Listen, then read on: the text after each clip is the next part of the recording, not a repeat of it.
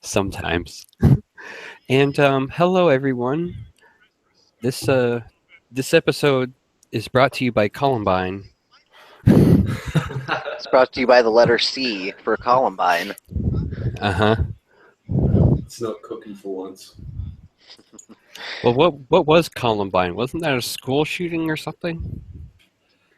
Yeah, see, this Yeah. is why I wanted to bring Tifa in here because I wanted for you cleaning Columbine. I wanted for you and I to basically enlighten him on the fact because he's somewhat of a neophyte as to the whole subject. So I wanted to get his perspective on what we're saying. So basically, like, I'm an explorer.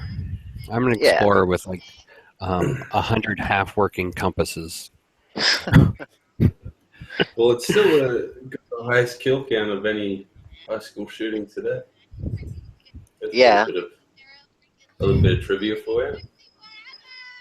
I don't know if that's a good thing or a bad thing, or you take of it what you will. It's just when you see all these shootings every day, it's just interesting that still a shooting from 1999 is still the highest. yeah. Well, what people have to understand is when we say things like it was the best school shooting or it was we're saying that, basically from the killer's perspective, from what they're, we're just trying to understand, from their perspective, like Eric Harrison, Dylan Klebold were looking to blow up the school before they even started to shoot it up. So, Yeah, like cleaning Columbine said, technically they're the biggest high school shooting, and then you have Sung-Wee Cho, the Virginia Tech shooter. He's the biggest college shooter with 32 kills. And then there's Anders Breivik, who got, what was it, 76 kills, and he killed a bunch of what was it, campers? It was yeah, on some campers. island. Yeah, weren't they affiliated with some sort of left-leaning organization or something like that? I don't know. People seem to go nuts for him, but I haven't even looked into it myself. That's a whole Does different realm does the than left Yeah. what we does the get left to. right advertisement those political left and right hands, do What about those him? represent themselves to people who actually run that stuff? Like, do they actually call themselves left, right, when they're in that In position, or do they stop using those silly terms? you mean like Like, you the mean rules after don't the really shootings? apply to you if you're making the rules. Are you talking about like what are you talking about the people who shoot up the places? I'm talking about like people who Or are just actually in more general. important, people who are just as important or even more so important than like Hillary and Trump, for example, or even Obama.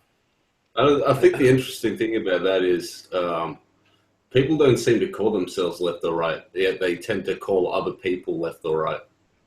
It's Hmm. very rare that you hear somebody say, I'm a proud left wing supporter, but they do the opposite and say that they're against the right, if you get what I mean.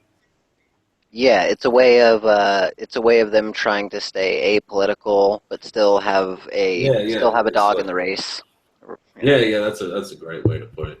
I think it's because people don't want to, like, if they push it too hard, they'll just end up talking to themselves because they realize sometimes like people don't Pe- accept the message if it's too driven. people don't want to hear opposing point of views, therefore they create echo chambers.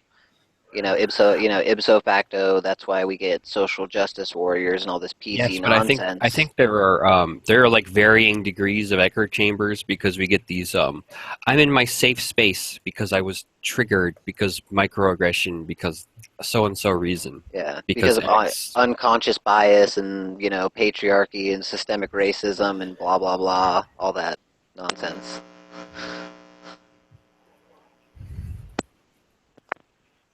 It's just going a bit too far on both sides, really.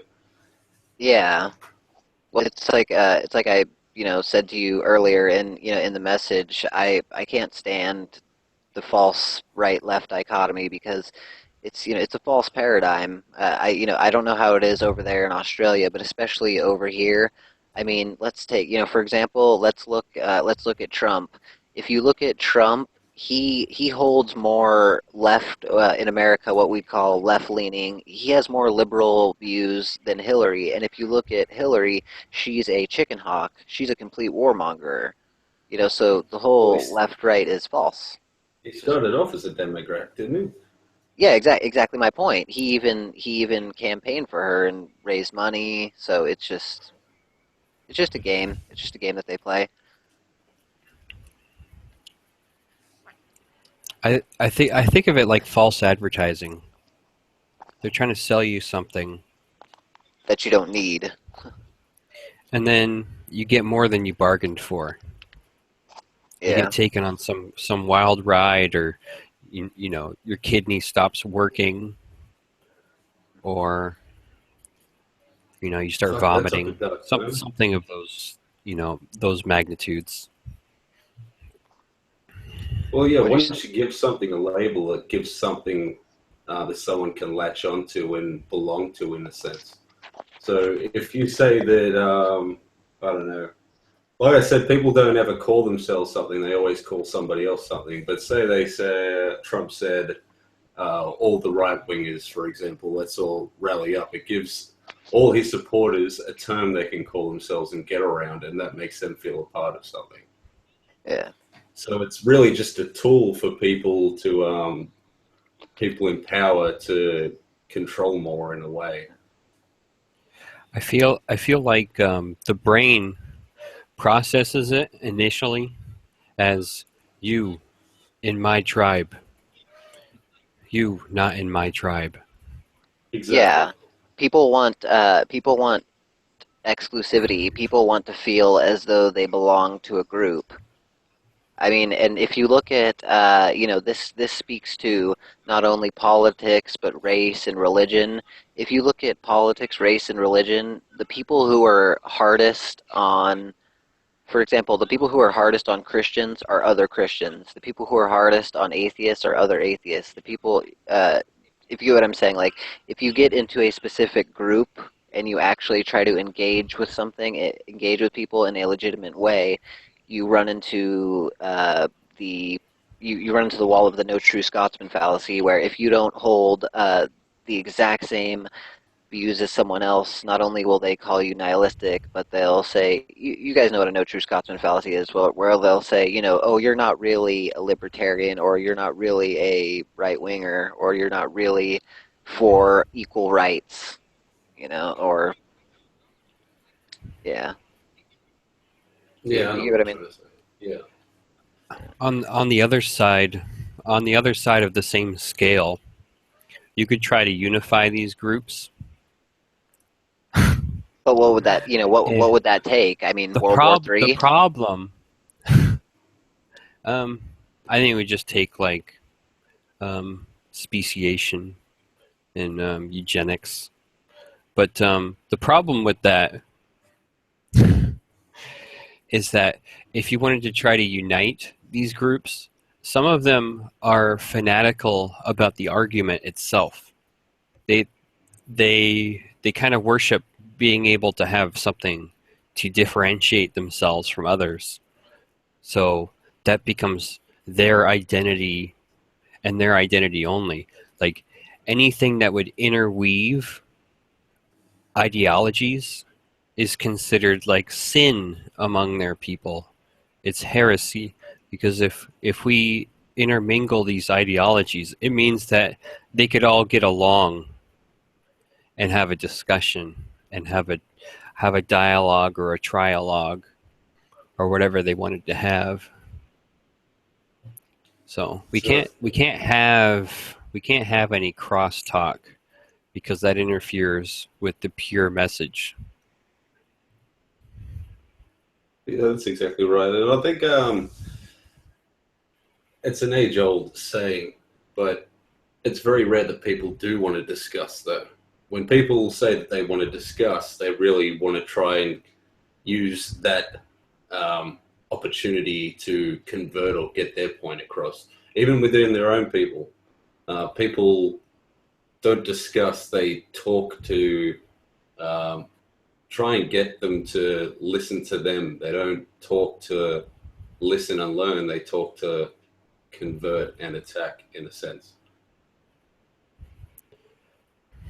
Right, and that's one way we could actually go. We could go. That's basically practicing a religion, because you actually have to leave certain facts out, and you have to ignore certain things to move Exactly. on. To move on, um, and religions can go quite far. Actually, I mean, it's remarkable how far you can get without knowing certain things. It's just that you will be a bit ignorant. At best, you'll be a bit ignorant. But it's good to have more of a curiosity if you want to see the whole picture. No, exactly. I think I never considered myself religious ever, but I think it's healthy to be spiritually curious. I would go so far as to say most atheists believe in the religion of atheism. Oh, that's Be- definitely correct. yeah, it's it's ironic, is what it is. I mean, it's still a belief system. The lack of a belief system is still a belief system because you're still believing something, even though it's not something. I think we try to appeal to this like crossover mishmash of information as science, and that's kind of like the crossroads. That's where people meet up and compare notes. It's like I got all this from my religion. Let's compare it. Let's compare it with your religion, scientifically, and see what we come up with. That should be. I think science should be the measuring tool for these little religions that we're all cooking up. That's a good point. Another thing, atheism, just like anything else, has people in it that use it just to attack other people as well. Not on the level as say religious fanatics, but everybody knows that atheist that's only an atheist so they can um, act more important, even though that they usually, I hate to sound cruel, but usually not all that intelligent. It's usually someone in their mid 20s or late teenager that use it as a sense to rebel. And that to me is just as blind and ignorant as, say, a hardcore Christian. Hmm. And they're usually not interested in learning anything, be it science, religion, or anything like that. It's just something that they can cling to rebel. Yeah, rebellion is a strong feeling. It makes you feel like you're in command of something. Well, it's a part of everyone's life, really. I'm sure everybody's wanted to rebel at some point. I don't think it's necessarily a bad thing. It's just a part of maturing. If you always, if you never rebel, then you're never curious, are you? You never want to learn something for yourself. It's a part of it. Yes.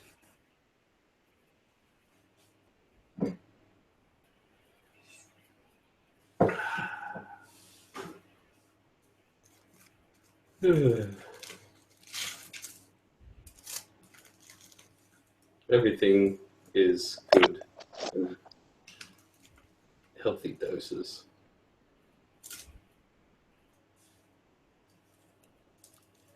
Yeah. I learned that applying too much castor oil topically burns your skin. You learn something new every day. What? I just learned that if you apply too much castor oil to your skin topically, it burns your skin. Um, it, I don't know if it's burning it, but it's like it feels hot, and it hurts, and there's like tiny red bumps. Like I've That's I've Not tried to ideal. wash I've tried that's to just wash as much of it off as I could.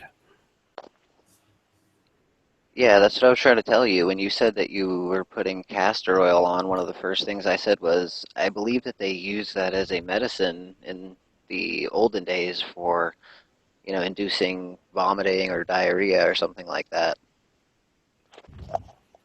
So, yeah, that's why when you said you put it on your skin, I was like, whoa, dude, what are you doing? But Yeah, when I had to I had to go shut my dog up. But when I was listening to you guys talk, the reason it's funny because you mentioned the whole atheism thing. Whenever I've talked to people or even left comments that have nothing to do with atheism, sometimes people will just go, oh, you're probably some PC atheist or whatever, because people are such presuppositionalists. People want to.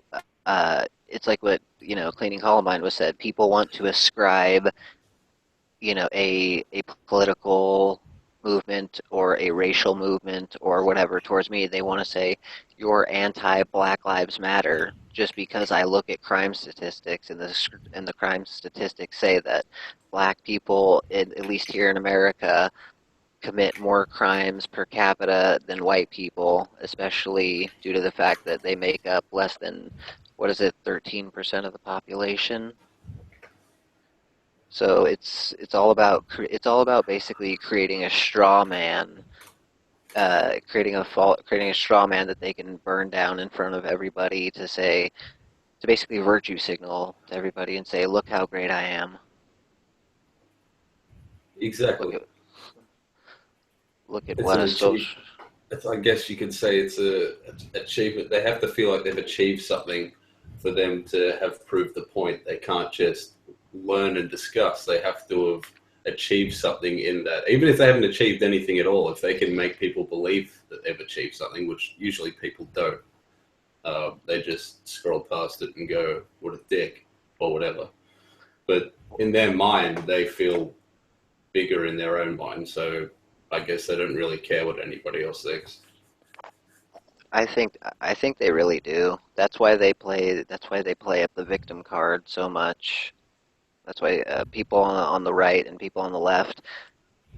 This was once again, this speaks to religion as well as race. If you look at a lot of religious people and a lot of people who are obsessed with race, they're always constantly talking about how they're being victimized and how they're being targeted because it makes them feel special. They want they want that attention. Like it's almost like a childish type of any attention is good. Any attention, good or negative, is positive for them. It's, it's a weird, warped view. And Race in general is just weird. do you deal with like here in America, especially here in California? There's a lot of the crazy Black Lives Matter people who are just in everybody's face. And if when they look at me and they see me phenotypically, they look at me and say, "You're the white man," and don't want me anywhere near them. And I find that type of mindset highly destructive and highly eruptive, highly just it's just highly destructive because when What's you kind of productive, really, is it to their own message? exactly, thank you, that's a perfect way to put it.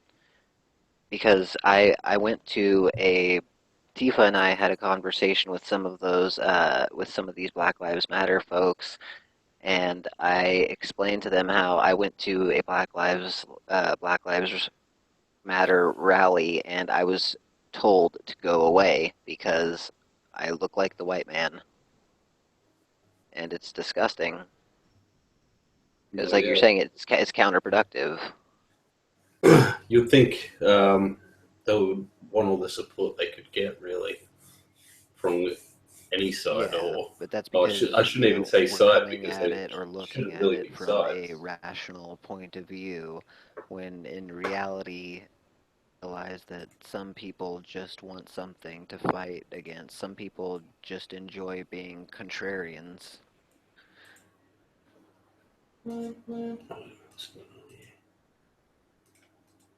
yeah, I mean, there's nothing wrong with playing devil's advocate. I enjoy playing devil's advocate every now and then, but that's only for for my own enjoyment, or like when I'm talking with Tifa, Patrick, or whoever.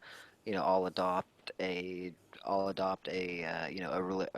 religious point of view and say, oh, if I were a religious person, I'd say, A B C X Y Z, just because sometimes it is fun. But I always let people know, like, hey, I'm putting on my devil's advocate hat. I'm not like going around trolling people in that way. Well, there's nothing wrong with it. It's healthy to have But devil's advocate. oh If you don't have yeah, a, if you don't have referring a, to, did you hear about there was a shooting in Washington at a mall uh, recently. Five or six people were dead. I believe they caught the shooter alive, It which was a beta. It was a beta or he Turkish might have male. been killed.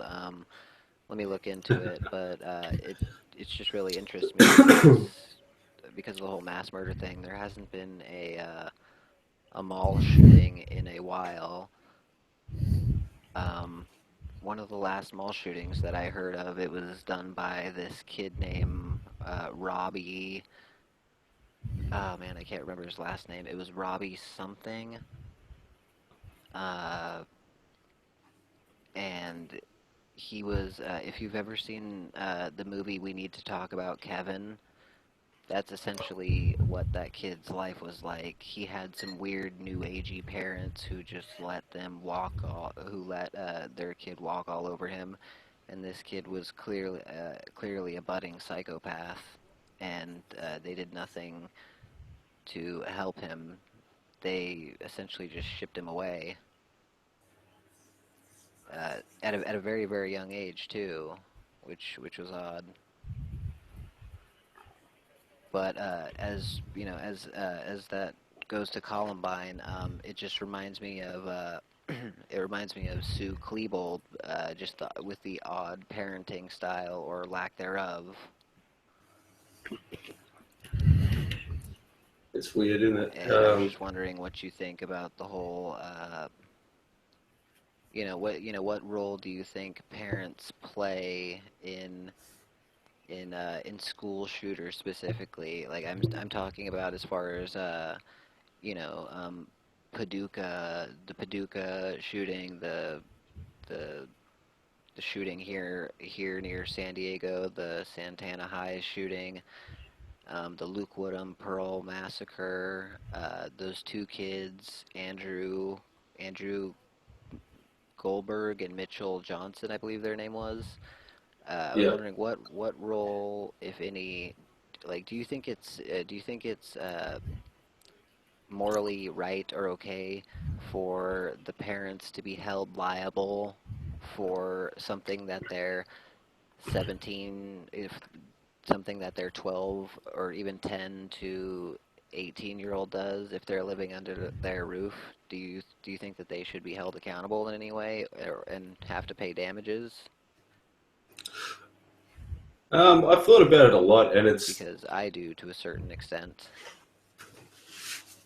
the interesting thing about it is when you, especially with all those examples that you gave, they are so wildly different. I mean, I don't know about uh, you guys, but I mean, it all depends on the culpability. I, for example, Eric Harris and Dylan Klebold's parents, people have tried to sue them, and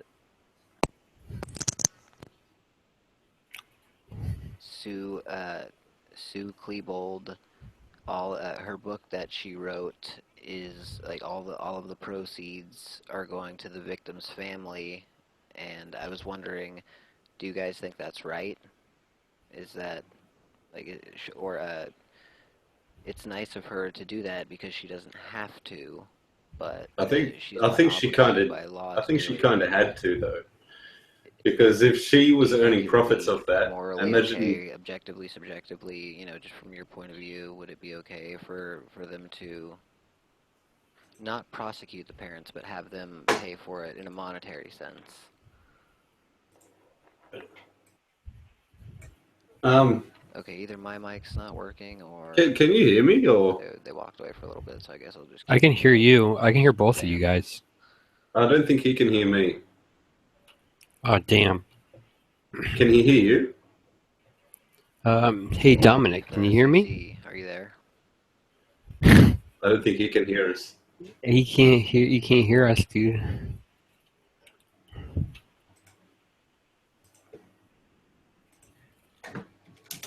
CCTV, I'll Tifa, are you send him a there? quick message. Dude, you can't hear me. Dude, you can't hear me. I can see you typing on the screen. Dude, you can't hear me. Yeah, you can't hear me. Yeah, I can see you typing. Dude, you can't hear me. I guess you're not talking or I can't hear you. Oh shit, I am talking. You can't hear me. Okay, yeah, he does hear I you. Okay. Yeah, alright. just sent him a message on Facebook. Columbine just messaged me. You can hear us. I am talking. You can't hear me. Um, yeah, hold on. Let me. Tifa, I'm going to back out and rejoin this call, okay? Alright. Alright, hold on, CC. I'll be right back. Oh, gee. Let me see how this bloody. I hate when this happens.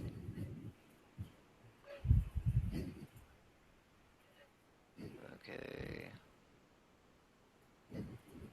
Better not be this mic.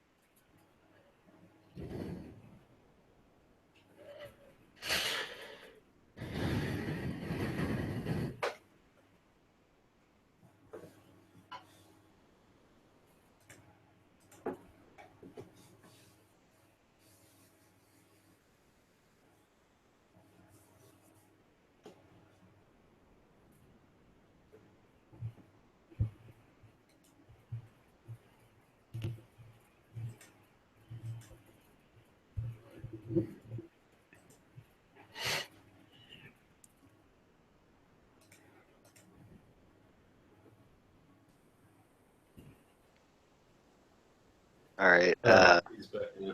Kit. Alright, I can hear you guys now. Ah, sweet. I was like, I just yeah, had to back. I hate when that happens. I just have to back out and join again. yeah, that's pretty weird. Alright. Yeah. Alright, so, did you. Yeah, yeah, we heard you perfectly fine the whole time.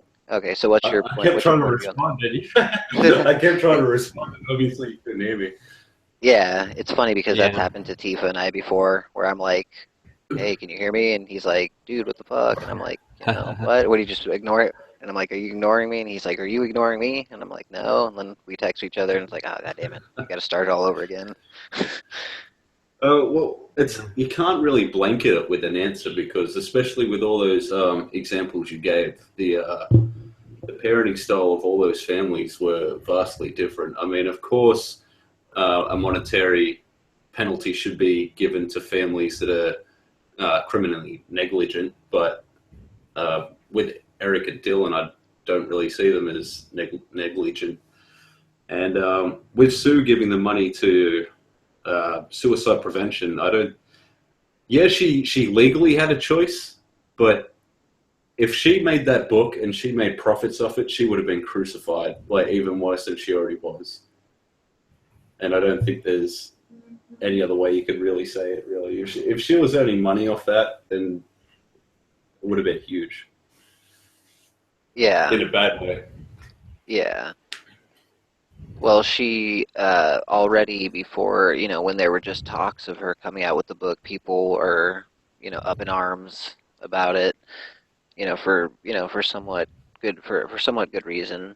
I mean, I get it, but like you were saying, it's difficult. You have to kind of take these things on a case by case basis because as far as Eric and Dylan went, as far as we know, they never told their parents like, "Hey, we're gonna go shoot up a school or whatever," so they shouldn't be held criminally Not in that responsible. particular case, but I do think that you bring up a good point that it should be investigated seriously, which it's such a touchy subject that it doesn't seem that law enforcement really do. I mean, I'm not there in the investigation squads, obviously, so I don't know what their priorities are. But to my knowledge, I don't think a family of a shooter has been persecuted, and So, some of the ones that are over 18, if they still live with their parents, there's at least one case that I know of where the parents were essentially held criminally liable because they knew that their son was a threat. that's what I mean. Well, Adam Lanza is a good example of that. There's a, I mean, what else could have he done to raise some more red flags to his mother? I mean, she's dead now, so she couldn't really be held responsible. But when your kid's sitting there in a room when he's an adult and not aspiring for anything, purchasing weapons, and you haven't spoken to him in months and he only communicates through email, you got to know that something's going on. Yeah, it's funny. Maybe she didn't know that he was going to go and kill a bunch of school kids, but she had to have known that something wasn't right in his head. Yes, definitely, because a lot of the people who who talked about him said that there were definitely signs, and one of the first things that I heard about that case was that she was a prepper and that she had all these armaments laying around, and it was known that he had issues, or at least other people say so, and it's funny because in one of your videos you talk about how you were on the Super Columbine Massacre RPG Yeah. chat room, and I used to go on there. I'm not gonna say what name I used to go under, but it's funny that you talked about Smeagol's because I actually had a couple conversations with him, Oh, that's and interesting. I didn't want to, with the whole. That's why when I found your content, I was so surprised because no joke, the first thing that I typed in when Sandy Hook happened on DuckDuckGo, the search engine, and on YouTube, the first thing that I found wasn't news articles, but it was like this weird hour-long documentary of conspiracy theories where Adam Lance is not a real person and all this stuff, and I thought that was really odd. It is odd, huh? It's reached 9/11 proportions of um, like if you type in 9/11 into YouTube, it's a similar thing. And I think the only thing that really comes close to either of those two is maybe JFK. But Yeah, it's the bias towards it being fabricated is quite interesting, especially in this circumstance, yeah, because it's not like the other events where you can put political agendas behind it and stuff like that. Oh well, lots of people say that they're faked so they can ban guns, but there's more guns sold after these events than yeah. any other period. So if anything, there should be a conspiracy that gun manufacturers are making these things because they make a boatload after another shooting happens. Yeah, it's just like you said, it's statistically proven gun sales shot up. I mean, if that's because they're looking at it from such a myopic point of view that they can't see, they can't see the trees through the field or they can't see the field through the trees or whatever, however the simile or Yeah, metaphor goes. I mean, I remember the first thing that the head of the NRA, which I am a member of. I'm a member of the NRA. I support the NRA and all that. But the first thing that Wayne LaPierre said was his solution was arm the teachers, which is funny. It's a bit. Uh, I don't know how you can really stop them. I mean, yeah. I mean that's a solution, but it's a bit over the top, really. yeah, I mean, I'm sure nothing bad would come. Yeah, it probably would actually. You see how yeah, pissed off a teacher can get, yeah, but exactly. it doesn't seem like the right solution. I'm not anti or pro gun. I living in Australia, I think it's pretty ignorant for any other country to comment on another country's gun laws unless you live in the culture and the community. I don't see how anyone can have an educated opinion, but that's another story. But I don't think that arming all teachers. I don't think all teachers would, for one, be armed unless they were forced to. So I don't think that. But maybe in some states more than others, sure. But there's there are people that don't like guns, so they're obviously not going to arm themselves if they're a teacher. So that's already a bunch of teachers that aren't armed. Well, that already gives them an idea of where to start if they do start a shooting to make it as impactful as possible. And oh well, Columbine's another good example. There was an armed guard there in the car park. He was having lunch, and it still happened. Yeah, that's right. And Eric and Dylan were still able to keep him back with their, with their double barrel shotguns, the Tech 9, the carbine, and Eric's shotgun, Arlene. Yeah, So, yeah, that's right. There were armed guards. There were at least one or two there, and there were I so from some of the reports that I read and from some of the things that I heard from I looked into, that guy Evan Long account. He yeah, uh yeah. he he found some really good information on some of those some of the how well, let me bring this up first. You know how the police stood there basically and held the door shut for almost 2 hours as they listened to kids getting killed because once again in a pre 9/11 world and you know uh, people just didn't think. It was a totally different world. You could even say pre-Columbine world, even. Yeah, in a pre-Columbine world, that's not the first thing that jumps to your mind. There wasn't a set protocol. No, Um, it I was mean, um, it was treated as though it was a hostage situation, not an active shooter, like spree shooter protocol. exactly. And if you look at one of the original school shooters, there was Charles Whitman in Texas who climbed the clock tower, Yeah, and he essentially barricaded himself up on the top of the clock tower so that nobody could get to him. And if you watch the footage of it, he he was sniping people from blocks away and keeping back. They had to bring in armored trucks. Essentially, what Charles Whitman did is what helped create in America what we call SWAT. I don't know. It might be called something different over there in Australia, but that's what started the whole SWAT movement, the Special Weapons and Tactics crew. yeah. But We don't have well, we don't have SWAT, but I know exactly what it is. like Um, some sort of tactical response unit, something like that. yeah, yeah, yeah, yeah. But it's hard to stand up for them, knowing how easily it could have been for them to stop it. But I mean, when you're a regular cop, I mean, you got to do what you're told, and that's just the fact of it. But you got to wonder what was going through some of their minds. Yeah. I mean, there's reports of the snipers you see on the roof.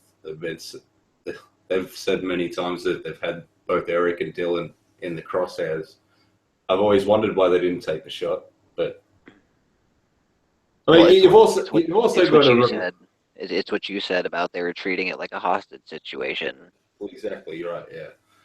But it's I understand why people get so angry, but I think they get too angry. But most people who do get angry don't think about things like that, and they're usually younger, where like all these shootings have a way to be dealt with now, whereas they didn't then. And Exactly. I guess you've also got to remember that not only did they not have the protocol, but these people were the first kind of people that were faced with the task of having to shoot a kid that was shooting other kids. Exactly. I mean, everyone likes to talk about being a badass sniper until they remember that they have to pretty much watch somebody's head explode through a scope. Yeah, totally. And when that head belongs to a 17 and 8-year-old kid, even though they're doing something terrible, like it wouldn't be easy. It's not like a video game where they just fall to the ground. I mean, you see all of it happen through that school if you're a good sniper. Yeah. You see the body, you see the body. People don't just, it's not like the movies where you shoot somebody, they just fall down. When you No, shoot somebody in real life, their body twitches, you could see the blood coming out and all of that. I don't know if you're familiar with the Weaver case. It's one of the incidents that Timothy McVeigh cited as his retribution for one of the like for Waco, which yeah, occurred. yeah. Yeah, the Weaver incident. Like we were talking about, the police weren't equipped and they weren't ready to deal with that type of situation. But the ATF and the FBI, that's what they're for because they showed up at the Weaver residence, and essentially what the ATF did is they tricked Randy Weaver into sawing off a shotgun to the point where it would make it illegal. I believe it's something down to 16 inches, and they did it on purpose because he was affiliated with some white power groups. So essentially, they set him up and asked him to snitch on people, and when he said no, they stormed his cabin, and the ATF they stormed his cabin, shot his wife. They shot his wife point blank in the head while she was holding her baby. They What a even mess. they even shot his other kid who was not even a teenager in the back while he was running away.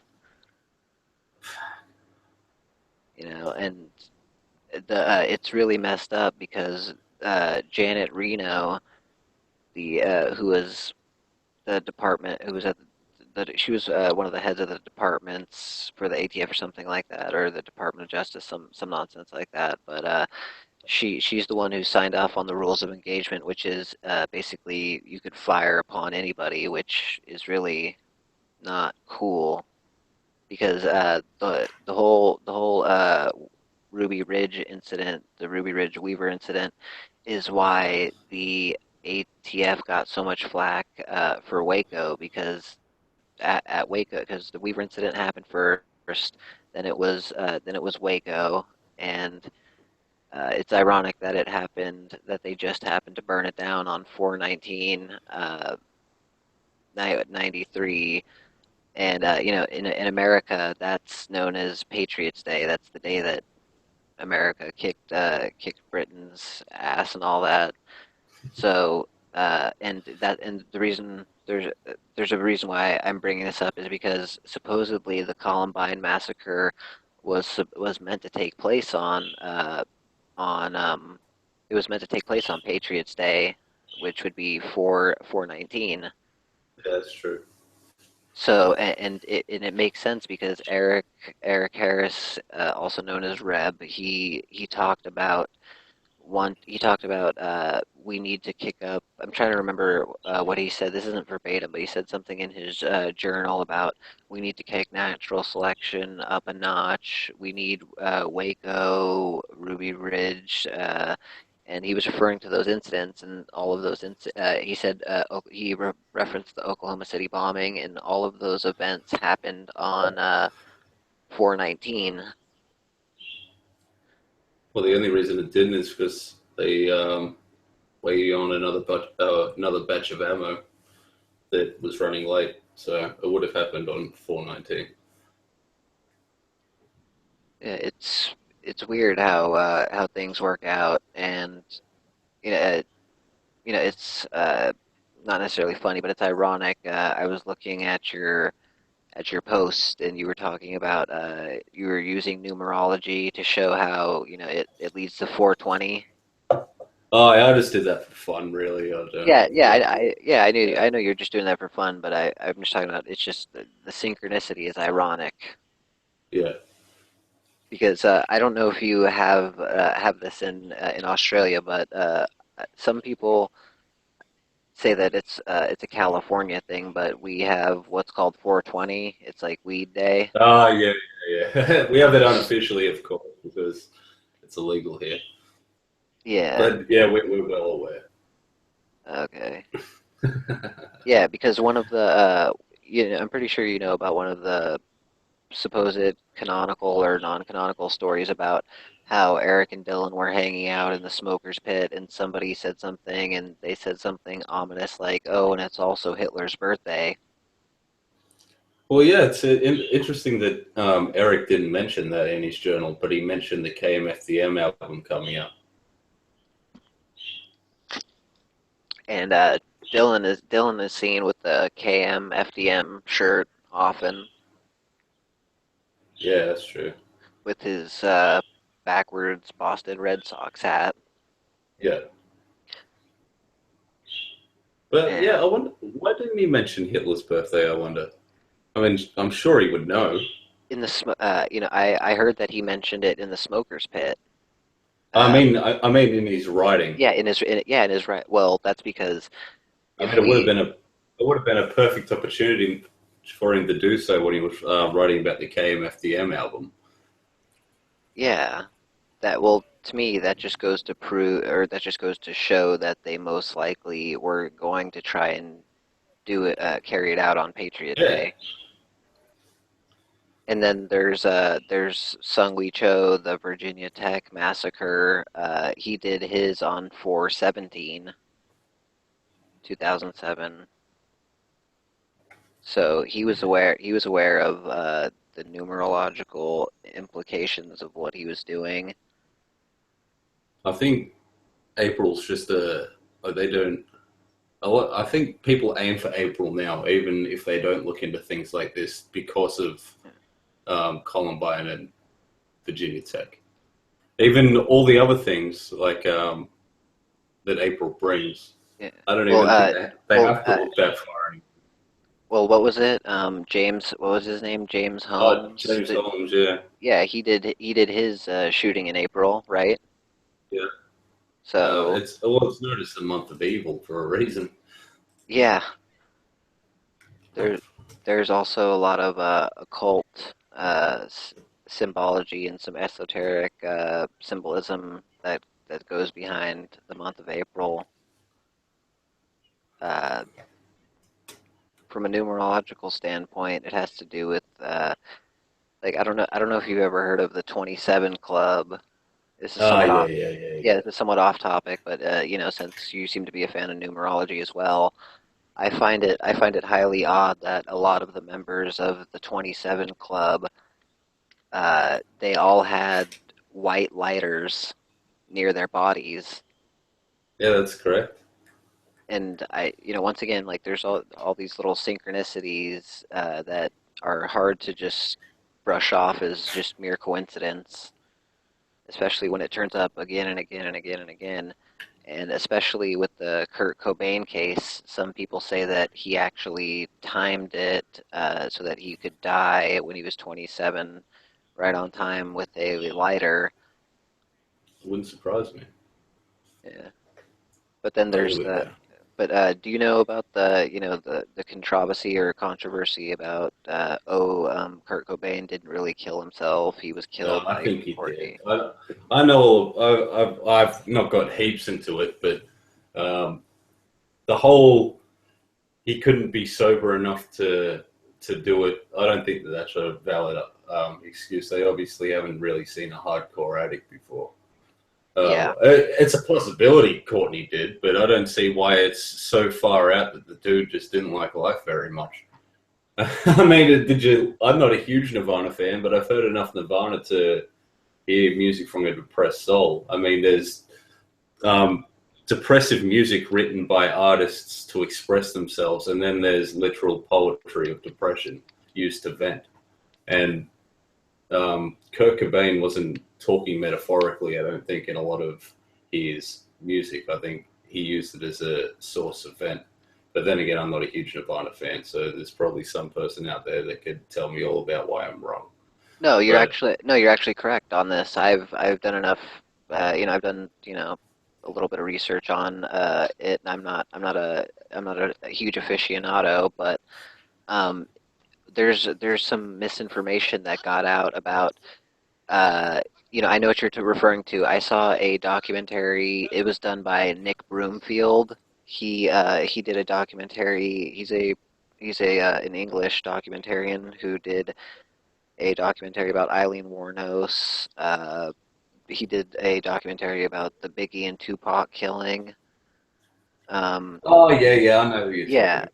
yeah, and in his Kurt and Courtney documentary, he tried to compare somebody who had taken methadone, which is a thing in tablet form, to Kurt Cobain slamming heroin, which is not that's not even comparing apples and oranges. Someone taking a tablet and not being, as opposed to someone Yeah, shooting up. I mean, it's just absurd. Of course, you can still blow your brains out. That's the whole reason.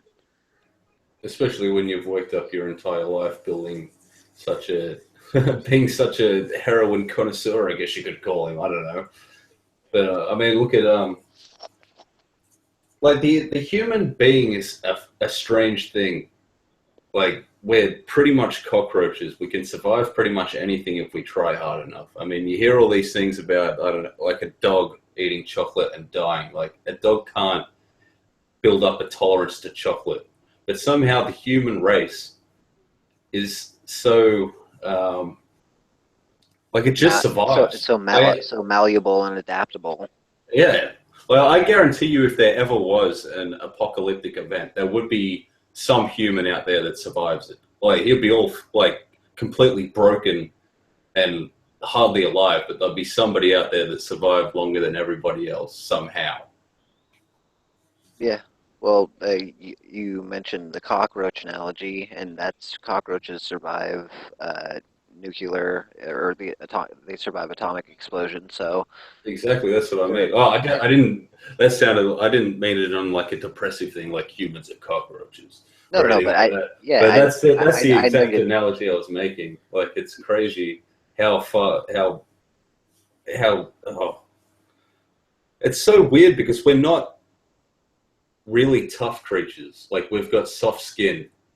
We've like if you cut us, we've split apart.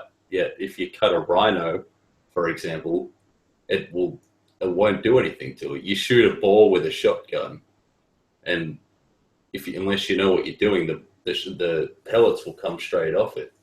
Yeah, Yet when you know how to kill a ball, you'll kill a ball. But that's not how the human body works. In some strange case, we're not so uniform in how our bodies work.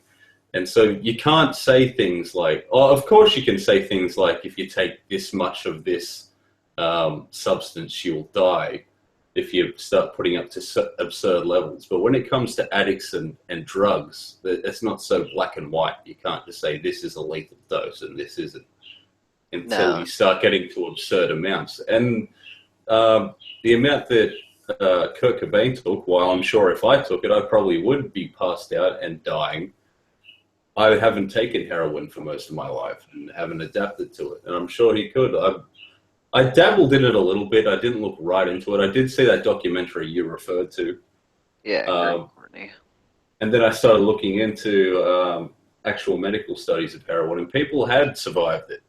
It didn't go into detail about how conscious they were or what they were doing, but it's definitely survivable, especially by an addict. Yeah.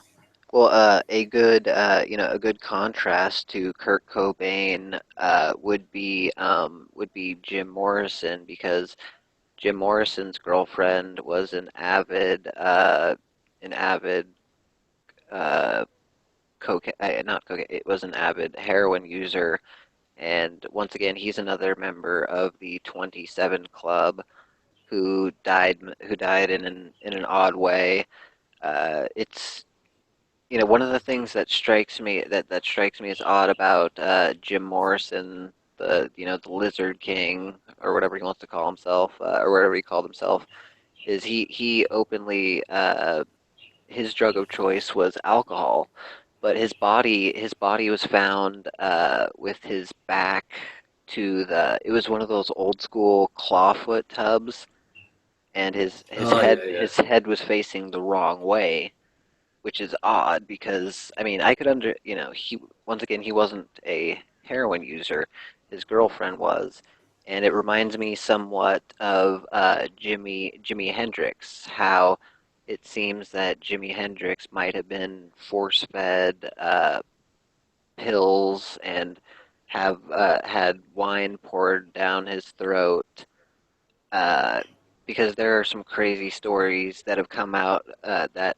his manager this has been this part has been verified at least, that Jimi Hendrix's manager had him kidnapped and then got him back to make it look like he was the good guy and that he was protecting him and everything, and he was going to leave him. It's somewhat similar to the Tupac and Biggie yeah, yeah, fiasco. yeah, yeah. And going and if you want to bring rap into it, Eazy-E and Jerry Heller fit right into that same scenario with Yeah, Eazy-E from NWA wanting to get the group back together without him. It fits exactly into that scenario, and that just makes it even area. yeah.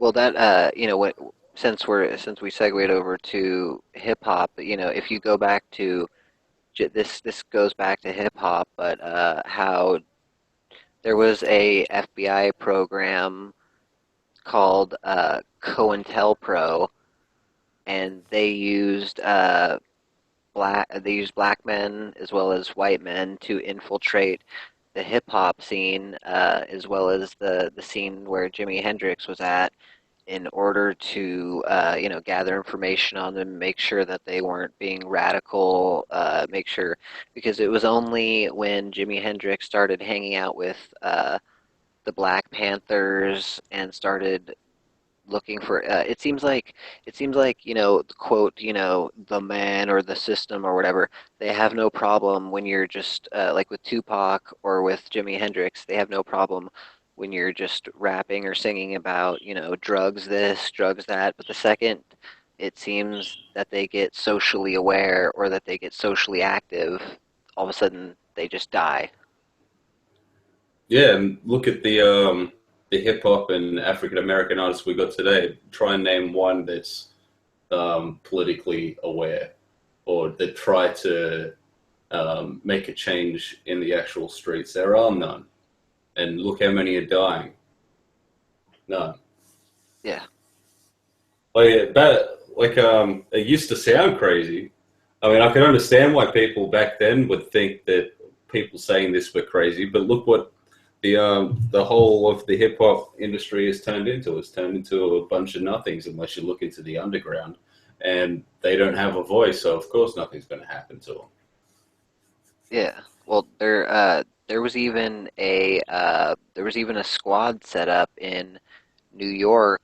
They were known as the Hip Hop Cops, and they they had an entire dossier on every single rapper, and they even had Eminem in there. So they were going after every single rapper. They had That's almost kind of shit list. interesting too because he got political for quite a while. Yeah, and it's weird because right when I'm a big Eminem fan, and right when Eminem started to talk about politics is when he overdosed. Oh yeah. But he survived that.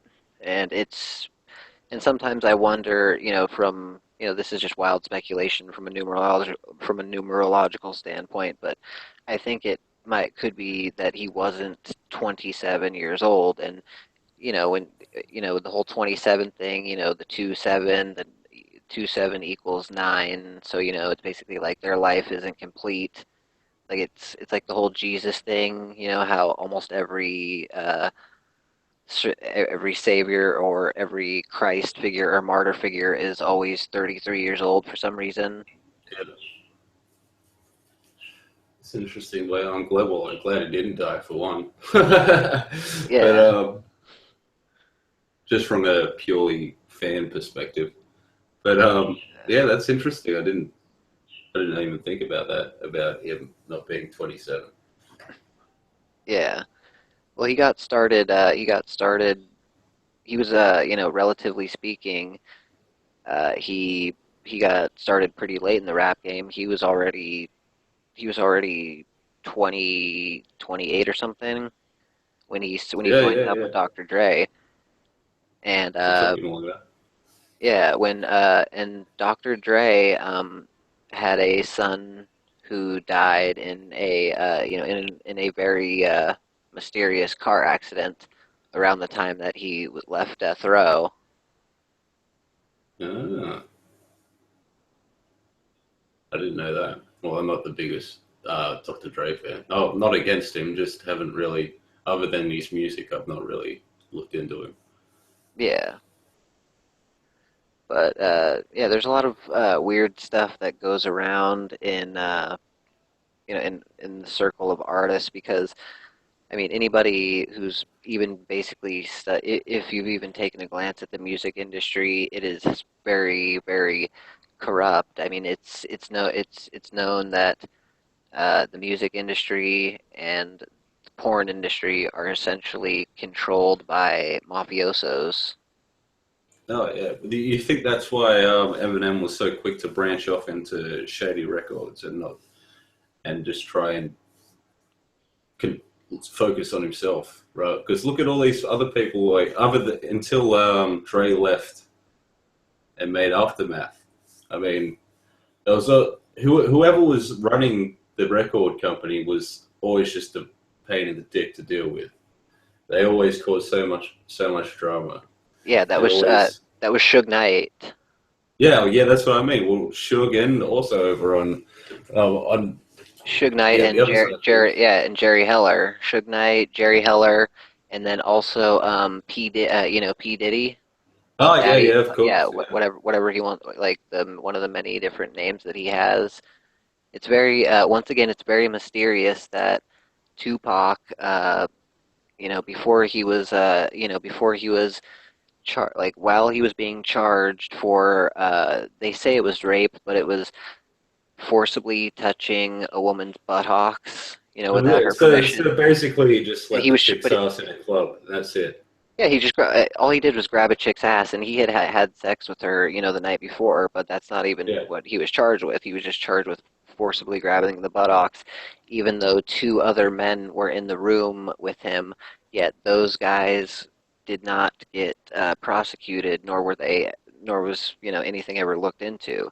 It's just very suspicious because they get no time, and during the interim, what happens? Tupac gets shot 5 times, and that's the one that he survived. yeah. And there was another incident with Tupac where he was shot at by an undercover police officer, and he was actually let go on that case because it was deemed justified. And there's almost an identical case that happened with Snoop Dogg. Snoop Dogg was some COINTELPRO or the hip hop cops were after him, and he straight up killed he killed somebody, not murder, but killed somebody, as in Yeah. justifiable homicide. Mhm. But it's just that it's I think it was Socrates who said, the more I know, the less I know. Yeah. Oh man, that just all those stories from hip hop days gone past. I mean, it seems like one of those things where I don't think you'll ever get the true story unless you're actually there, because it's just Yeah. there's so many other people that stand to have an agenda with it, that stand to, I won't say profit, but have somewhere to push with it. It's just, I don't think there's many people that really do know all the true story about any of them, really. I mean, if you're Suge Knight, obviously you want to promote your badass image, so you're going to push that. Or if you're the government, of course, you're going to push on black violence. Or if you're this person, you're going to push that. But there has to be so many people out there that were around in the community that know so much, and it's strange that nobody knows anything except for what's been said. I mean, Yeah. Chris Rock, the comedian. Yes, of course. Yeah. He said you probably already know the bit, but his little bit about the Tupac shooting, about how he was shot on the Las Vegas Strip, and the joke is more people saw Tupac get shot in the last episode of Seinfeld.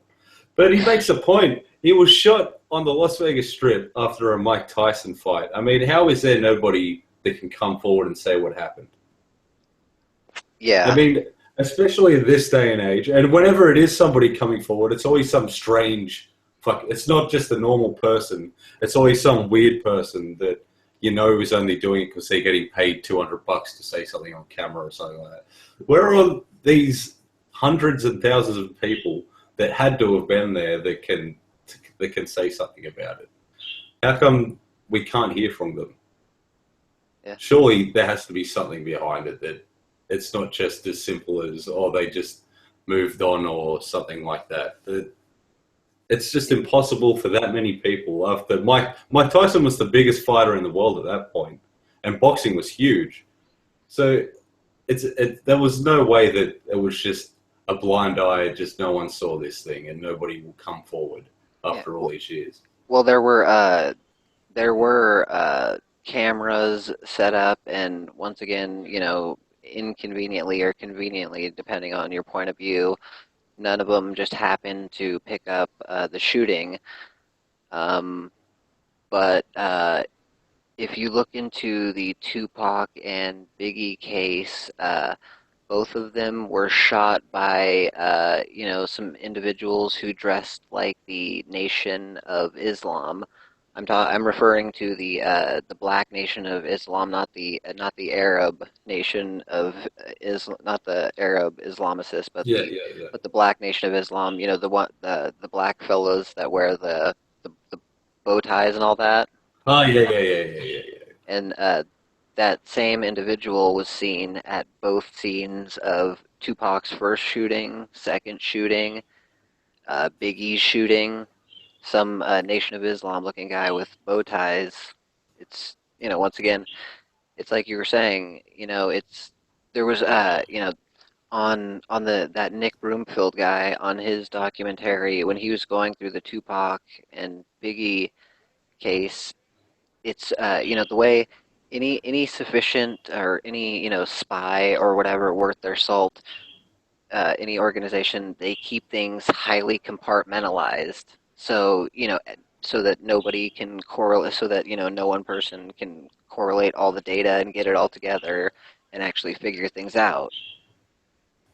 It's always, footage is always weird with these cases because they're always in these dense populated areas. I mean, going back to the whole 9/11 thing, I mean, there's people out there that still think that it's possible that there's no footage of the Pentagon. I mean, it's it's supposed to be the safest place on Earth, yet we get these couple of frames. Like, whether you believe in all that kind of stuff is irrelevant. The fact that they're saying that there is no footage is, you can't say that that's true. Yeah. I mean, Well, there's only a couple frames, correct? that's what I mean. But those couple of frames are next to useless, Exactly. and it's all these. I mean, And with the actual planes flying into the building, I mean, we only ever got the footage. I'm not trying to say that there was no planes going to. I'm not that far off the edge. No, Don't I'm worry. not. Yeah, I'm not But, that either. But look at the, Building 7 before you go on with the, your thing. Look at Building yeah, 7. the point that I was trying to draw it back to is how they can control the footage that we see so much. I mean, it wasn't until only a couple of years ago that I saw half the footage that you can see today. I mean, there's that. I saw one the other day. It was a couple of years old now, but it was a couple of girls in their college dorm in New York, and they were just like chilling and they were just checking out the first explosion before people knew what was going down, because at that point people still thought it like it's a chance it could be an accident. And then the second plane goes in and they go fucking bananas. I mean, that footage would have shocked the nation if people could see it straight away. Or there's another one of a couple of people on a boat going around the river to try and save people from trying to pick them up straight off the street and get them across the ocean. And I didn't see that for years and years after. So I don't understand how footage can be controlled so easily. It's like the only way it can be controlled that easily is if people know that it's being filmed and they can control it somehow. I mean, it's harder now that pretty much everybody's got a phone in their like a camera in their pocket. But all these other cases, I don't understand how it's so easily controllable. The same with there's that footage of the Biggie shooting. I don't know whether it's legitimate or not, but most people say it is. I only saw that a couple of years ago as well, and Biggie got shot in the 90s. Yeah. I never saw it in any of the documentaries. You would think it would be played 5 or 6 times in a Biggie documentary. But I only saw it a couple of years ago, and it blew my mind. I didn't think it existed. Yeah, same. Yeah, same here. It's once again, it goes back to how easily governments are able to compartmentalize information. I mean, it goes back to I don't know if there was a CIA operation that was called Operation Gladio, and their plan was to stage mass shootings and mass hijackings and blame it on the communists, because the communists were the enemy of of the state at that time. Yeah, So yeah, basically, what they did is they essentially just transferred over their transferred over their plans for communists and turned it into terrorists. I yeah, mean, calling people communists and calling people terrorists is just a way of silencing people. exactly. And that gives you the power to once you call them that. Yeah. Well, legally. Yeah, legally, that's how they suppress information. I mean, if you look, here in America, there's people locked up in Guantanamo Bay who have, who've never seen a day in court. None of, that not allowed to talk to family members, anything. I mean, there was even one American. There was an American-born person who joined up with some sort of terrorist group, and America. I think Obama was a president at the time, and he had a natural-born citizen killed via a drone, which is if you know anything Yeah, about yeah, yeah. America, that is 100% illegal to do that with no Oh, yeah. trial, nothing. He just sent a drone on him. It's scary to think about stuff like that because, like, all it takes is saying the wrong thing, and for enough people to listen to you. Well, think about that Osama bin Laden footage that is constantly shown on documentaries. I mean, how was that guy led into that cave with that camera at that time?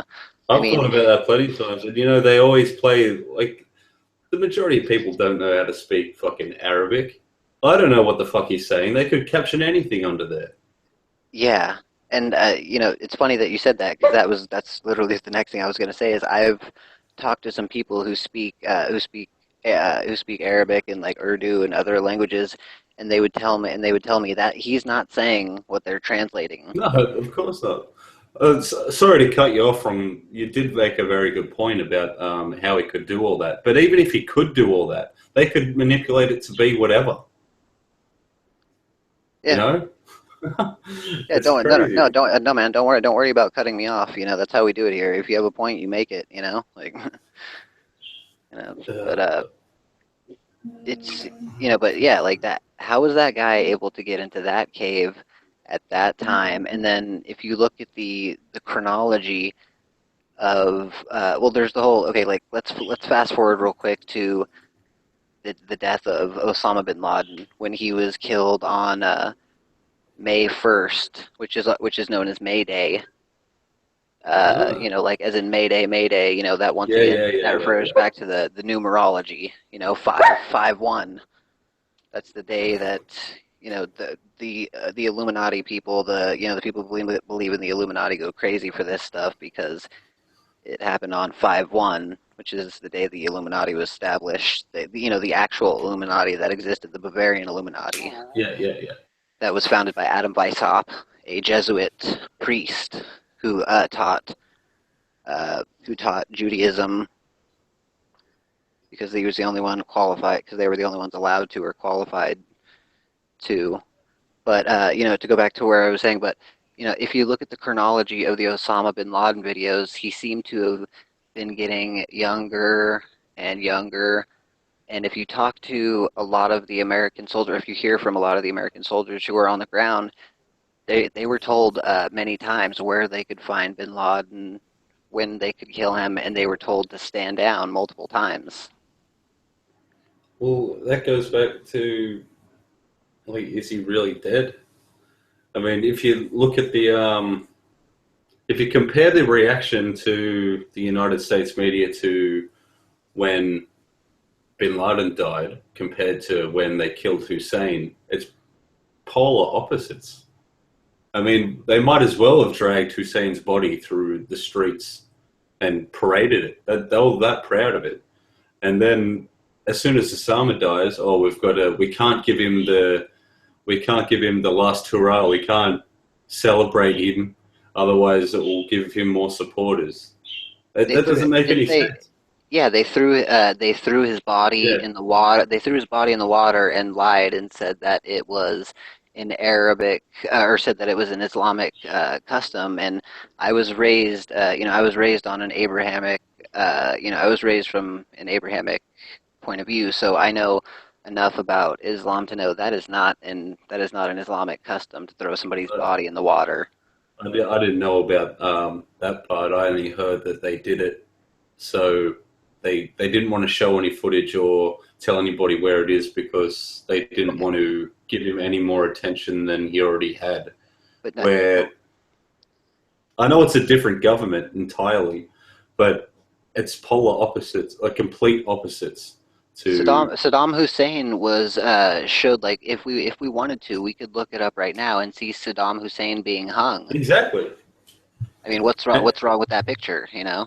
And it's not and it would be different if people didn't want to see it. If people genuinely didn't want to see it, I could understand them not showing it. But people Yeah, wanted to see it. yeah, Like they needed to see it themselves, and oh no, you can't do that. I can understand why people would want to see it, yeah. Well, I mean, but he was supposedly the most wanted person in the world, and before go ahead and continue. But I just wanted to mention that if you type in Osama bin Laden date of death, he was supposedly killed in 2003, 2005, 2007, 2009. There's multiple times where where either the Army or Naval Intelligence or the Air Force or the CIA or some sort of black ops people said that they had killed him. well, that's it. You I know, think my opinion on it goes. It could go either way, really. I think he either died a long time ago, or he just never died, and they don't really care. And that goes back to what you're saying about the videos where they don't make any sense. They don't follow any particular order when it comes to his age and stuff like that, because it could Osama bin Laden could be just a fictional character that's been created. Well, not literally fictional, like he did exist, Yeah, I know what you but mean. not but I know. not the Osama bin Laden that we come to know and hate, Yeah, if you will. yeah. It would Well, make complete sense for him to have just been killed in an airstrike many years ago, and just it just didn't matter. They just didn't bring it up, and it makes complete sense that they just let him live and just said, "Don't do anything." or or from my point of view, he could either be alive or dead, and basically the American aristocrats were holding his death close to their vest, as to make Obama look good. Well, yeah, that makes sense. It also makes sense that if he was killed a long time ago, they could make the story of Osama bin Laden up all they want, and there'll be nobody there um, to interject and tell them they're wrong. Well, who's going to say that they're wrong? The people over in the Middle East. Nobody's going to listen to them because they're crazy Muslim terrorists. Yeah, So why would you listen to the enemy? If Osama's dead, they could say that Osama did anything, and all they have to do is play one of those stock footages of him just chilling, and put some subtitles down the bottom.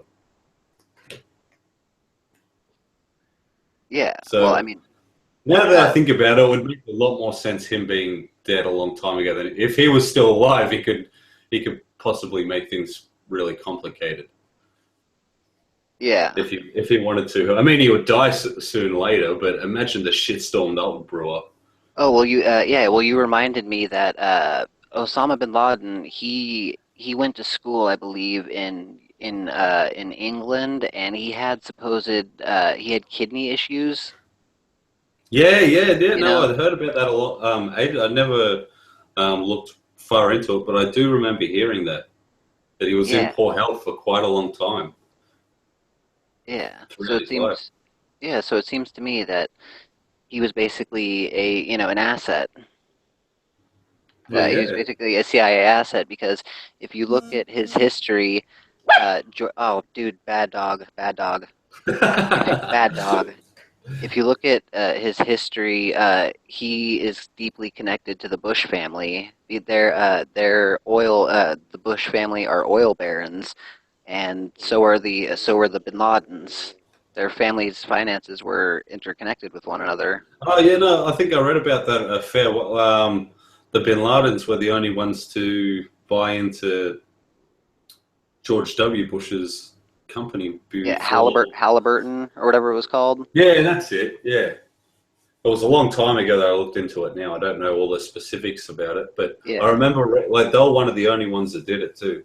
And then a bunch of other Saudis came into it, but he never had any support from um, Americans or American finances, and it was always Saudis and the Bin Ladens in particular. yeah. It's very odd, because it goes back to George Bush Sr. And for people in the know, George Bush Sr. Was the head of the CIA before he was with Ronald Reagan. Yeah.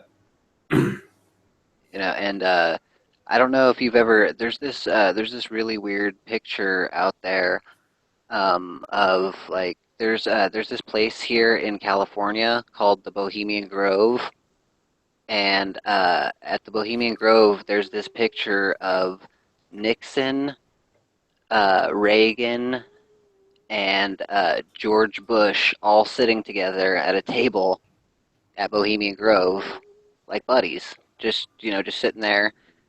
And this is before any of them were presidents. This is before any of them, Reagan wasn't a senator yet. None of that had happened.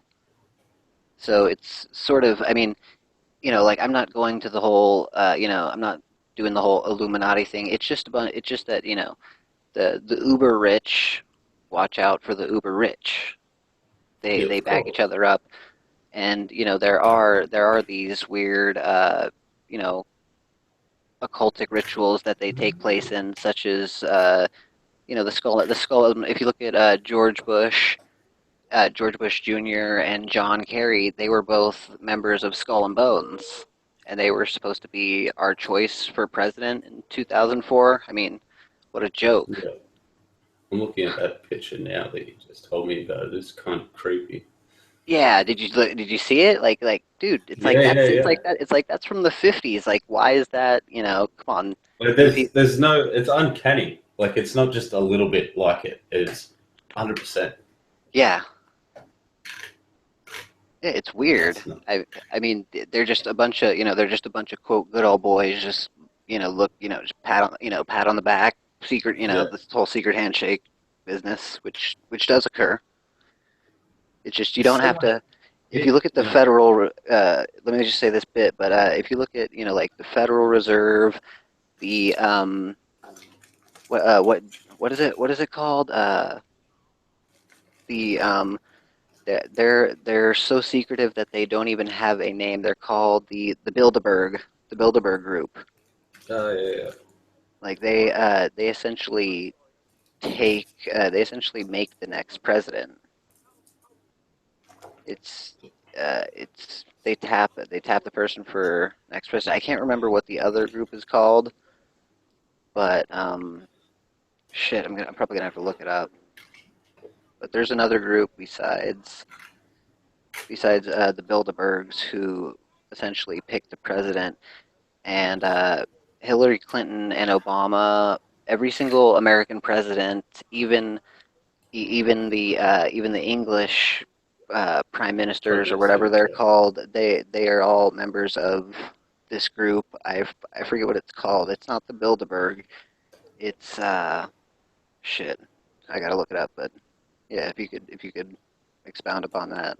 You're Yeah. talking about the. You're not talking about the Rothschilds and Rockefellers, are you? No. Well, they do. No. They no. Well, They do have a part in it, but they've got a piece there's of the just pie. I just didn't know if you were talking about them or not. But yeah, there's so much weird shit in your country.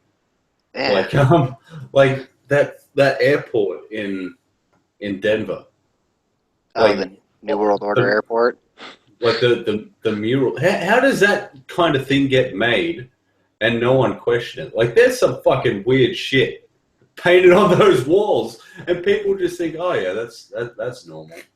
Yeah, the dead kids on there with Yeah, the the dead roses, kids. kids with the How is that roses. normal?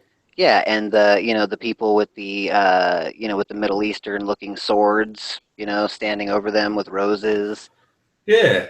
Uh, Like, I know that there's not much exactly you can do. I mean, I know they weren't there planning it. It just blows my mind that something like that gets put Yeah, around the airport, and people are just like, "Oh yeah, cool, I'm going to that." nobody questions it. Nobody goes, Yeah, nobody goes, that's creepy. Why does that exist? yeah. Like, I mean, I'm sure if it happened here in Australia, it would be much the same thing. But it's just so weird. It just doesn't happen here.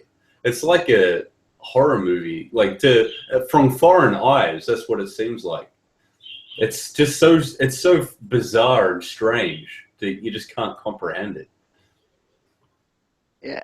Well, I mean, I think that's part of what keeps, like I'm a firm believer in, that aliens have visited the Earth before, not Oh yeah, of necessarily. course they have.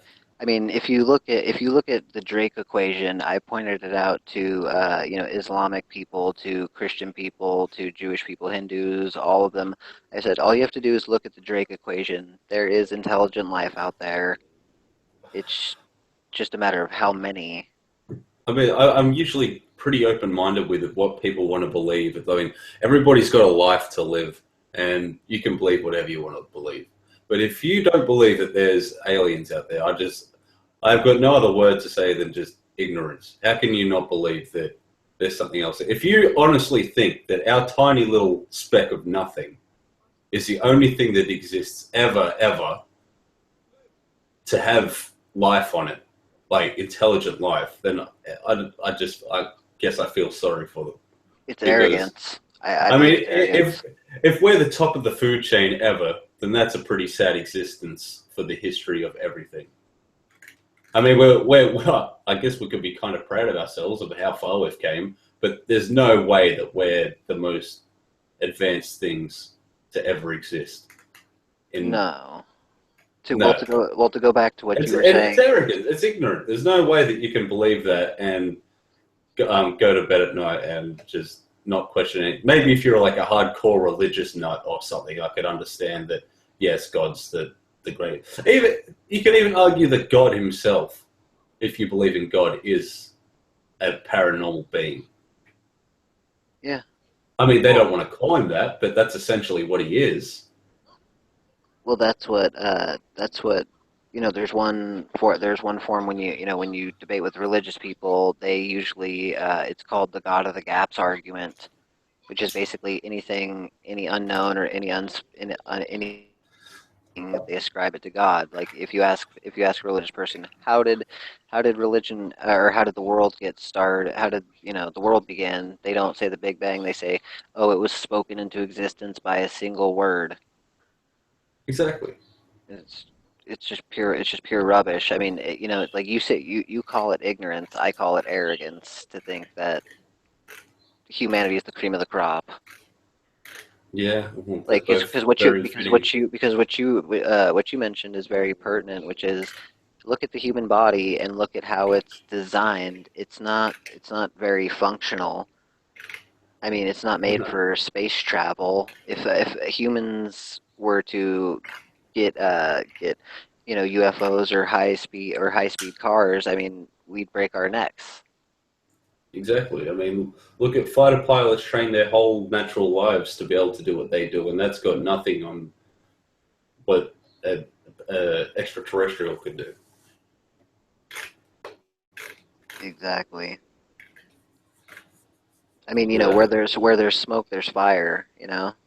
I mean, like I said, I don't care what you want to believe, but I don't see why scriptures have to determine. Believe in a God if you want, but why is it so hard to believe that God could create other things, for example?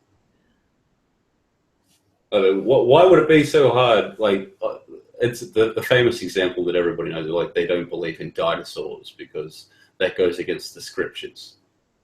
If you really want to believe in a God, why is it so hard to believe that God created dinosaurs?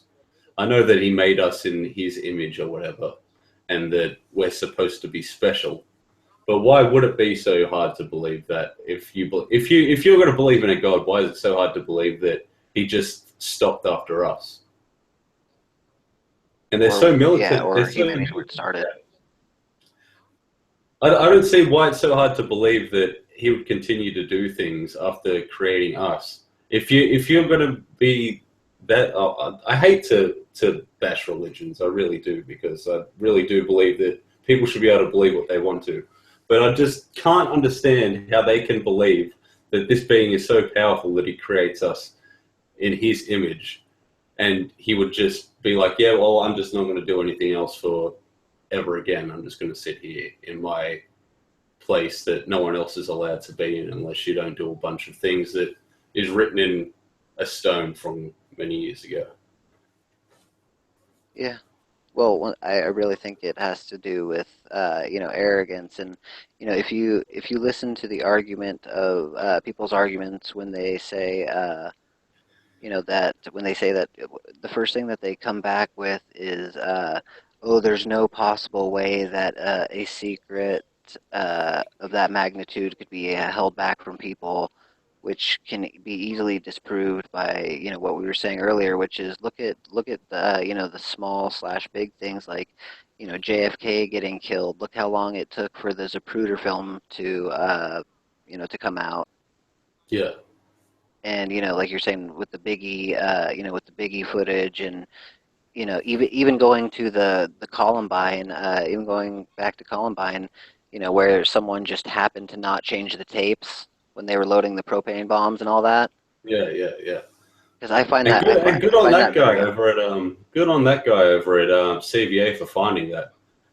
yes, yes, I mean, it's a shame there's not more to it, but good on him for finding. I would never have gone back to look to it. I mean, I guess I should have, but I would never have thought of it. I just assumed that they stuck by their plans and they were there on time. It never even entered my mind that perhaps that they came in a little bit. But yeah, that's another topic altogether. But Yeah. look how long it takes. You're exactly right. Look how long it takes for these things to get, and they only ever come out when that topic's irrelevant. Yeah, there's already a new issue or a new attack or something else that people are all riled up about by the time that, usually what happens is the front page, to use this analogy, is like the front page of the newspaper, it'll say, whoever wins the Super Bowl, and then if you dig and you bury into page four, it'll say, footage of Tupac, found, new Yeah, footage of Tupac found. They bury it. It's almost like a it's almost like a legalistic lawyer type of maneuver where it's like we told you, but it was in the fine print type of yeah, thing. yeah, exactly. Yeah, that's exactly right. I think being from a Columbine region, we're kind of lucky in a way that we do have so much compared to so many other events. I mean, it might have took long enough for it to come out, but when you look at other events that happen now, they're gone within a week. You still there?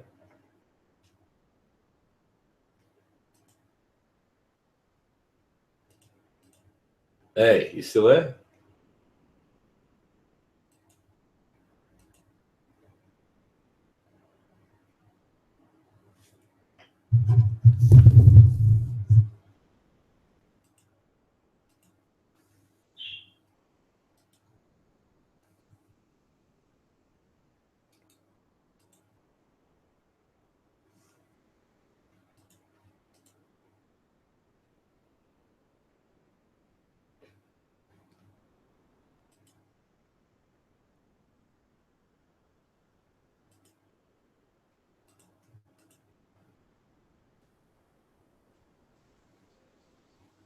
Continue. Hey, Yeah, continue.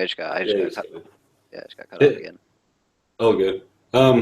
Yeah, like I said, we're kind of lucky in a way with the Columbine thing. We got Well, people always want more, but when it comes to Columbine, there's so much out there compared to most of these other events are gone within a week.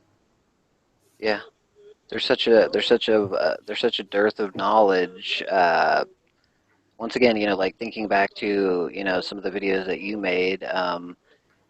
When Eric and Dylan are when you read the transcripts when they talk about we're going to mail the videos to CNN and all that to make sure that the cops can't slice it up and make them say something different. It's It sucks that they didn't. I don't think that they did because with the magnitude of that story, I mean, there's no way they wouldn't like that would have been huge for them for any news broadcaster at the time to play that. Yeah, I, I I think they think I think they I failed. think They failed. even the elite that can censor things, even I don't even think they would be able to. If Eric and Dylan mailed those, there's no way that even they would be able to stop that No, from well, being played. look at Sung Wee Cho. Sung Wee Cho did what Eric and Dylan said they were going to do, which is before he committed his mass shooting, he sent his Yeah, basically a press packet to NBC and CNN.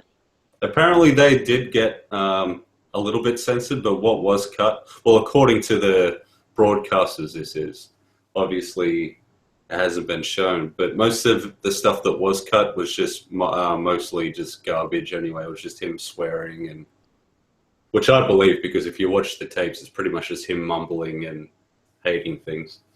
So yeah, Yeah, but with those Eric and Dylan tapes, so there's too much in there that I don't. They wouldn't have. They would have just played it. I don't even think they would have got the okay from authorities because they wouldn't have risked them saying no.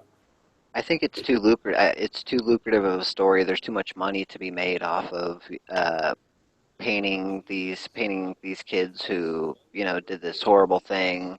There was a lot of. I mean, they were on the front of Time magazine. Like the boys next door, the Which killers is next door, or huge. something like that. Yeah, yeah, yeah.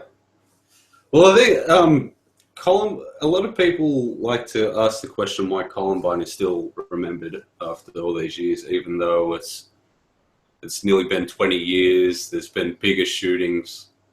Well, not high school shootings, but more prevalent shootings with including little kids and higher kill counts. But it marks us. It's not only a big shooting, but it marks a turning point in history, and it was a part of shaping how the world we live in today. I mean, it's right up there with the term pre 9/11 world, in my opinion. You took the words right out of my mouth. Seriously.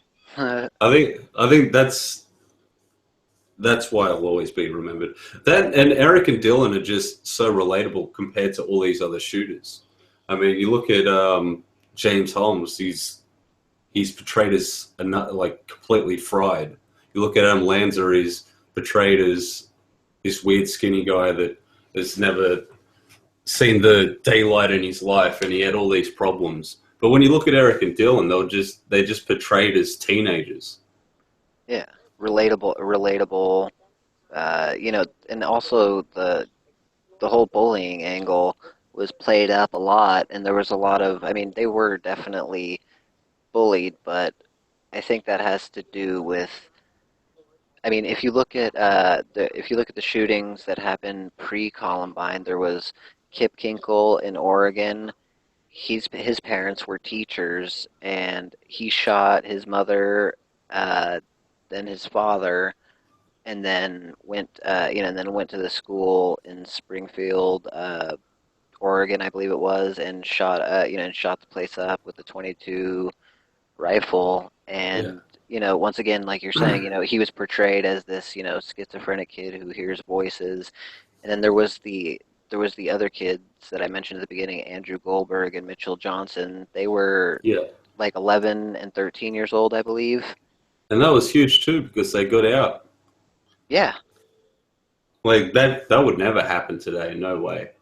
Even no, even even at that age, they would be gone forever. yeah, yeah, And to my knowledge, I mean, I don't keep up with it and check how he's doing every now and then. But they haven't been jailed again for a violent offense.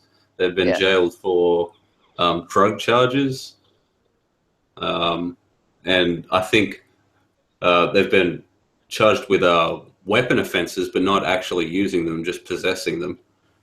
yeah. And so that's a very interesting point. Could spree shooters be reformed? I've never really thought about it.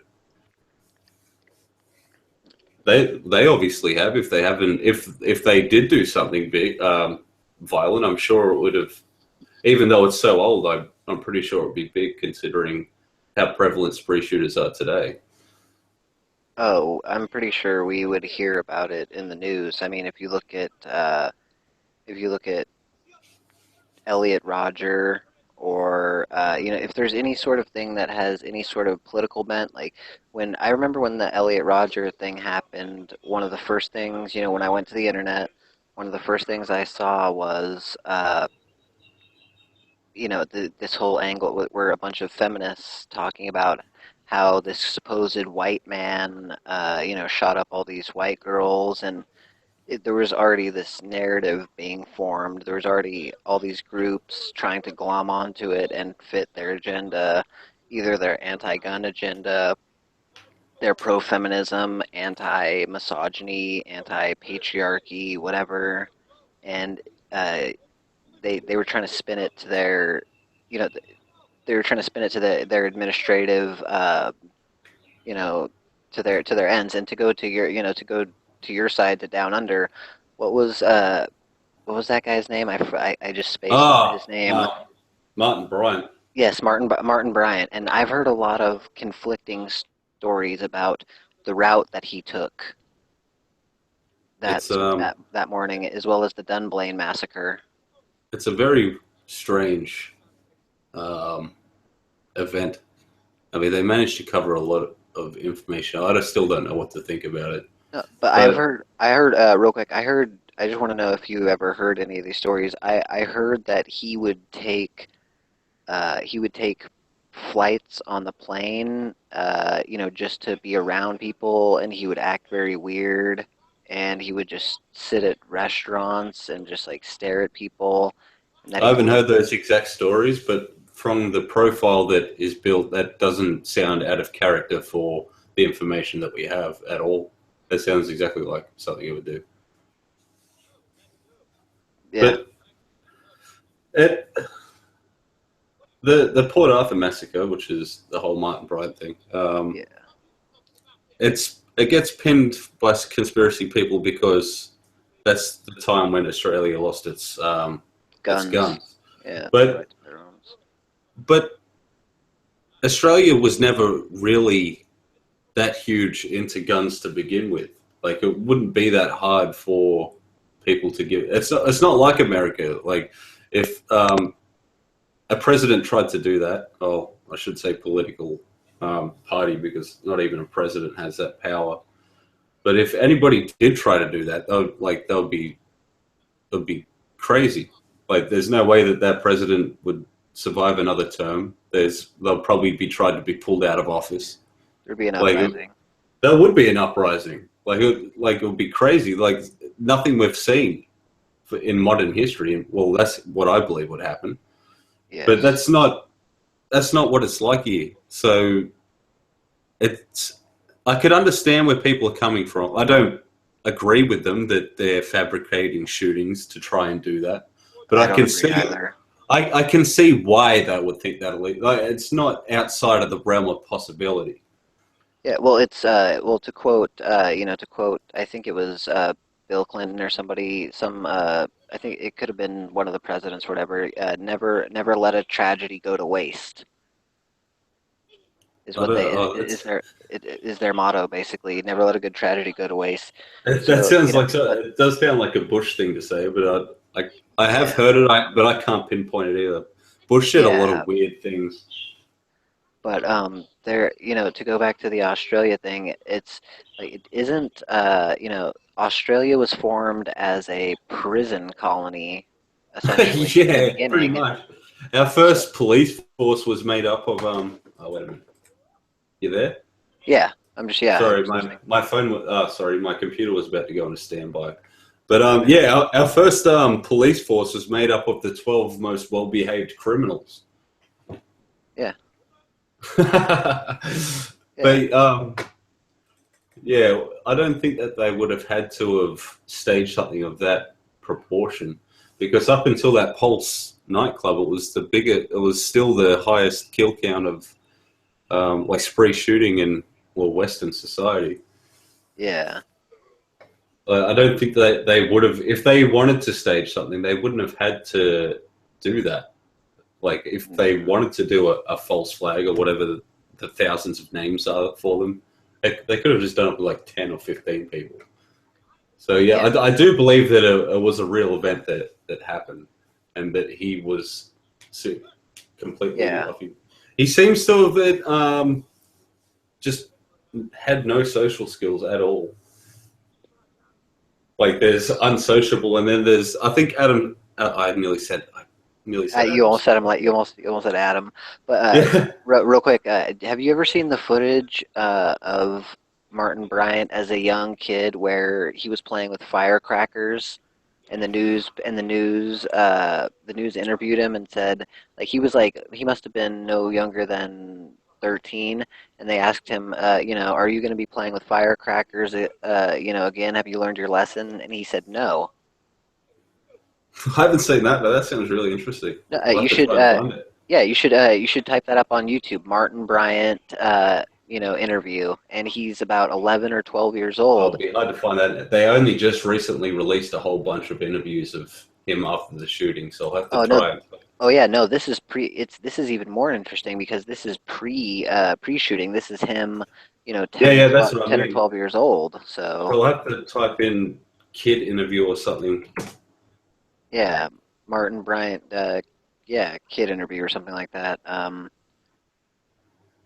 Yeah, and like I can still remember it like in my mind's eye. Like it's just funny because like he's speaking in that accent. And he's like, the woman's like, "Now will you be playing with matches? Will you be playing with fireworks?" And he's like, "Yes, I'll still play with it." He's like, I'll still play with it. I'm gonna.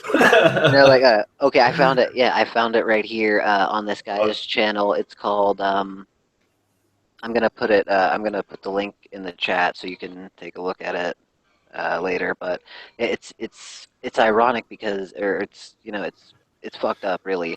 But you can Yeah, see a either he was highly schizophrenic or he was very or he was a budding psychopath or just highly narcissistic. Um, yeah.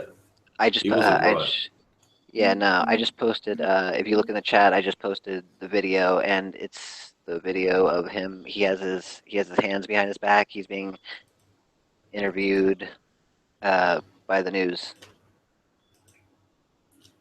Oh, yeah, yeah, cool, cool. Do you see it? Yeah, yeah, I see it. All right. Okay. Yeah. Just give me 2 seconds. I just got to get a drink because my All mouth's right. starting to dry up. I won't be long. All right. No problem. Hey, Tifa, did you fall asleep? Tifa, did you fall asleep? Hey, Tifa, did you fall asleep?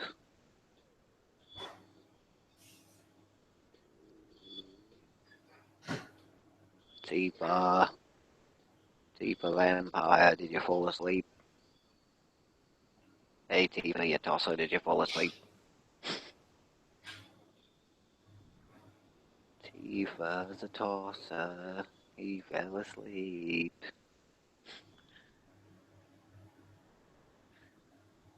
Tifa, did you fall asleep there, mate?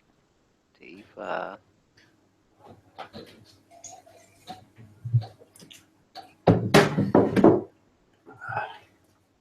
Tifa, you fell asleep, All right, didn't you? I'm back now. Alright.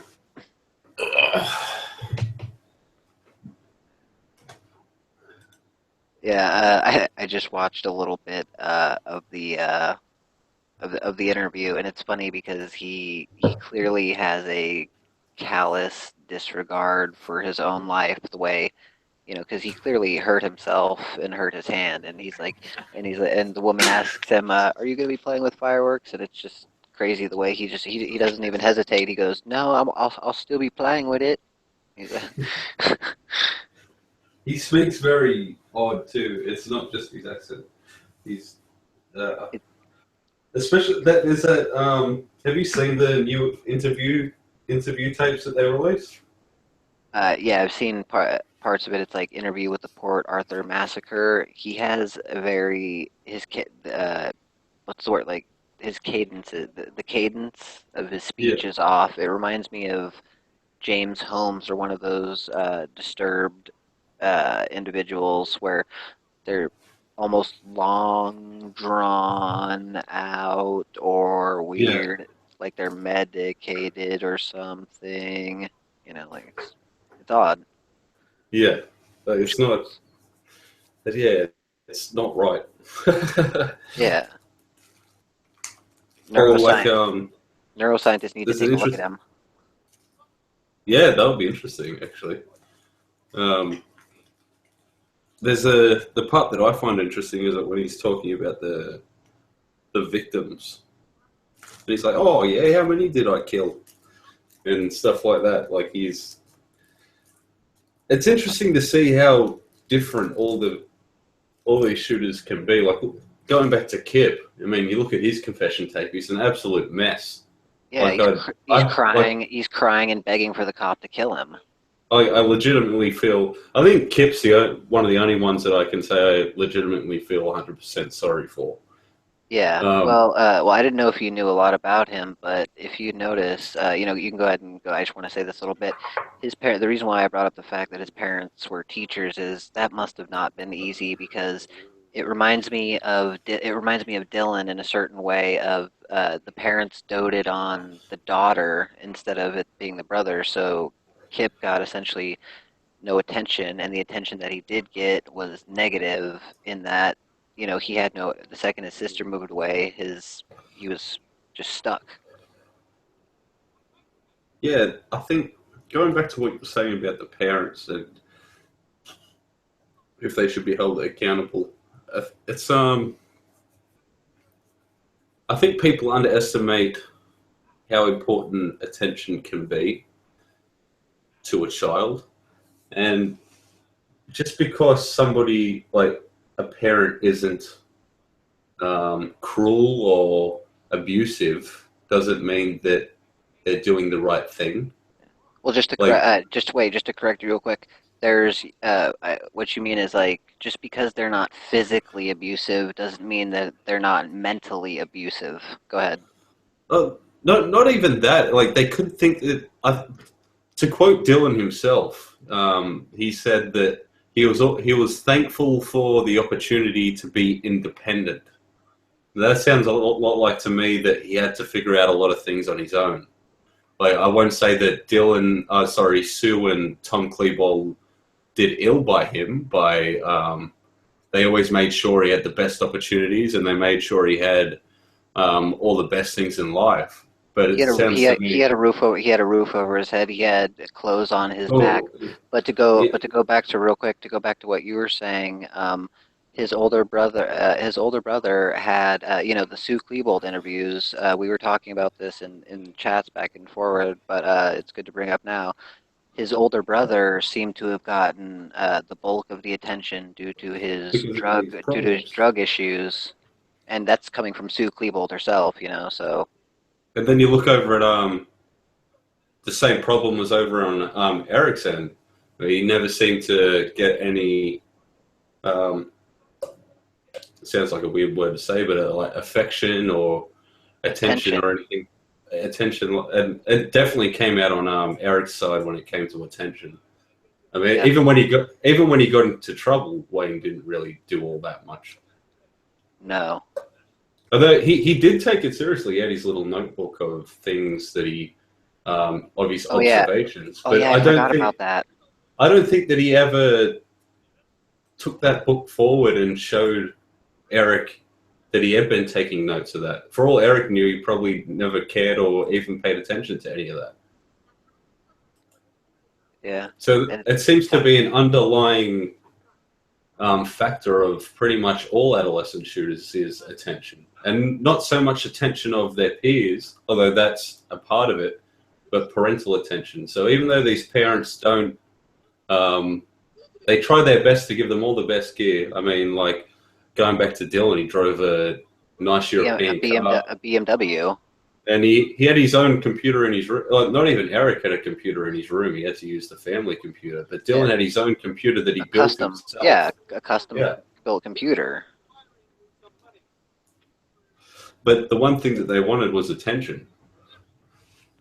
And that goes over to, I guess you could even put it over to Adam Lanza, even though I don't like to put him in the same categories because of his age. I think that's an important factor. But no, he distanced himself on purpose. But even if he did it on purpose, it's still the distance that Well, is a what's the right? It's still a factor that is married with all these other spree shooters.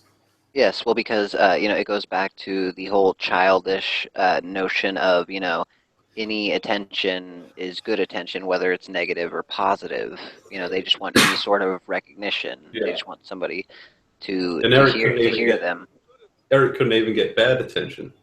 No, I mean, when Wayne Harris found that bomb in his room, his punishment was, okay, let's go blow it up. The end. I think that there was a bit more to it. Maybe he wanted to make sure that it was actually gone.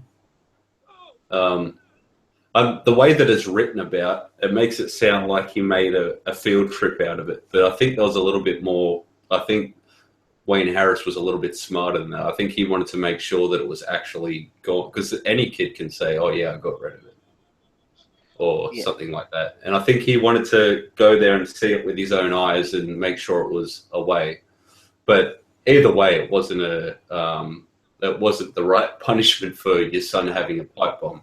No, well, Even Wayne being in the military, he should have known that that was an active pipe bomb.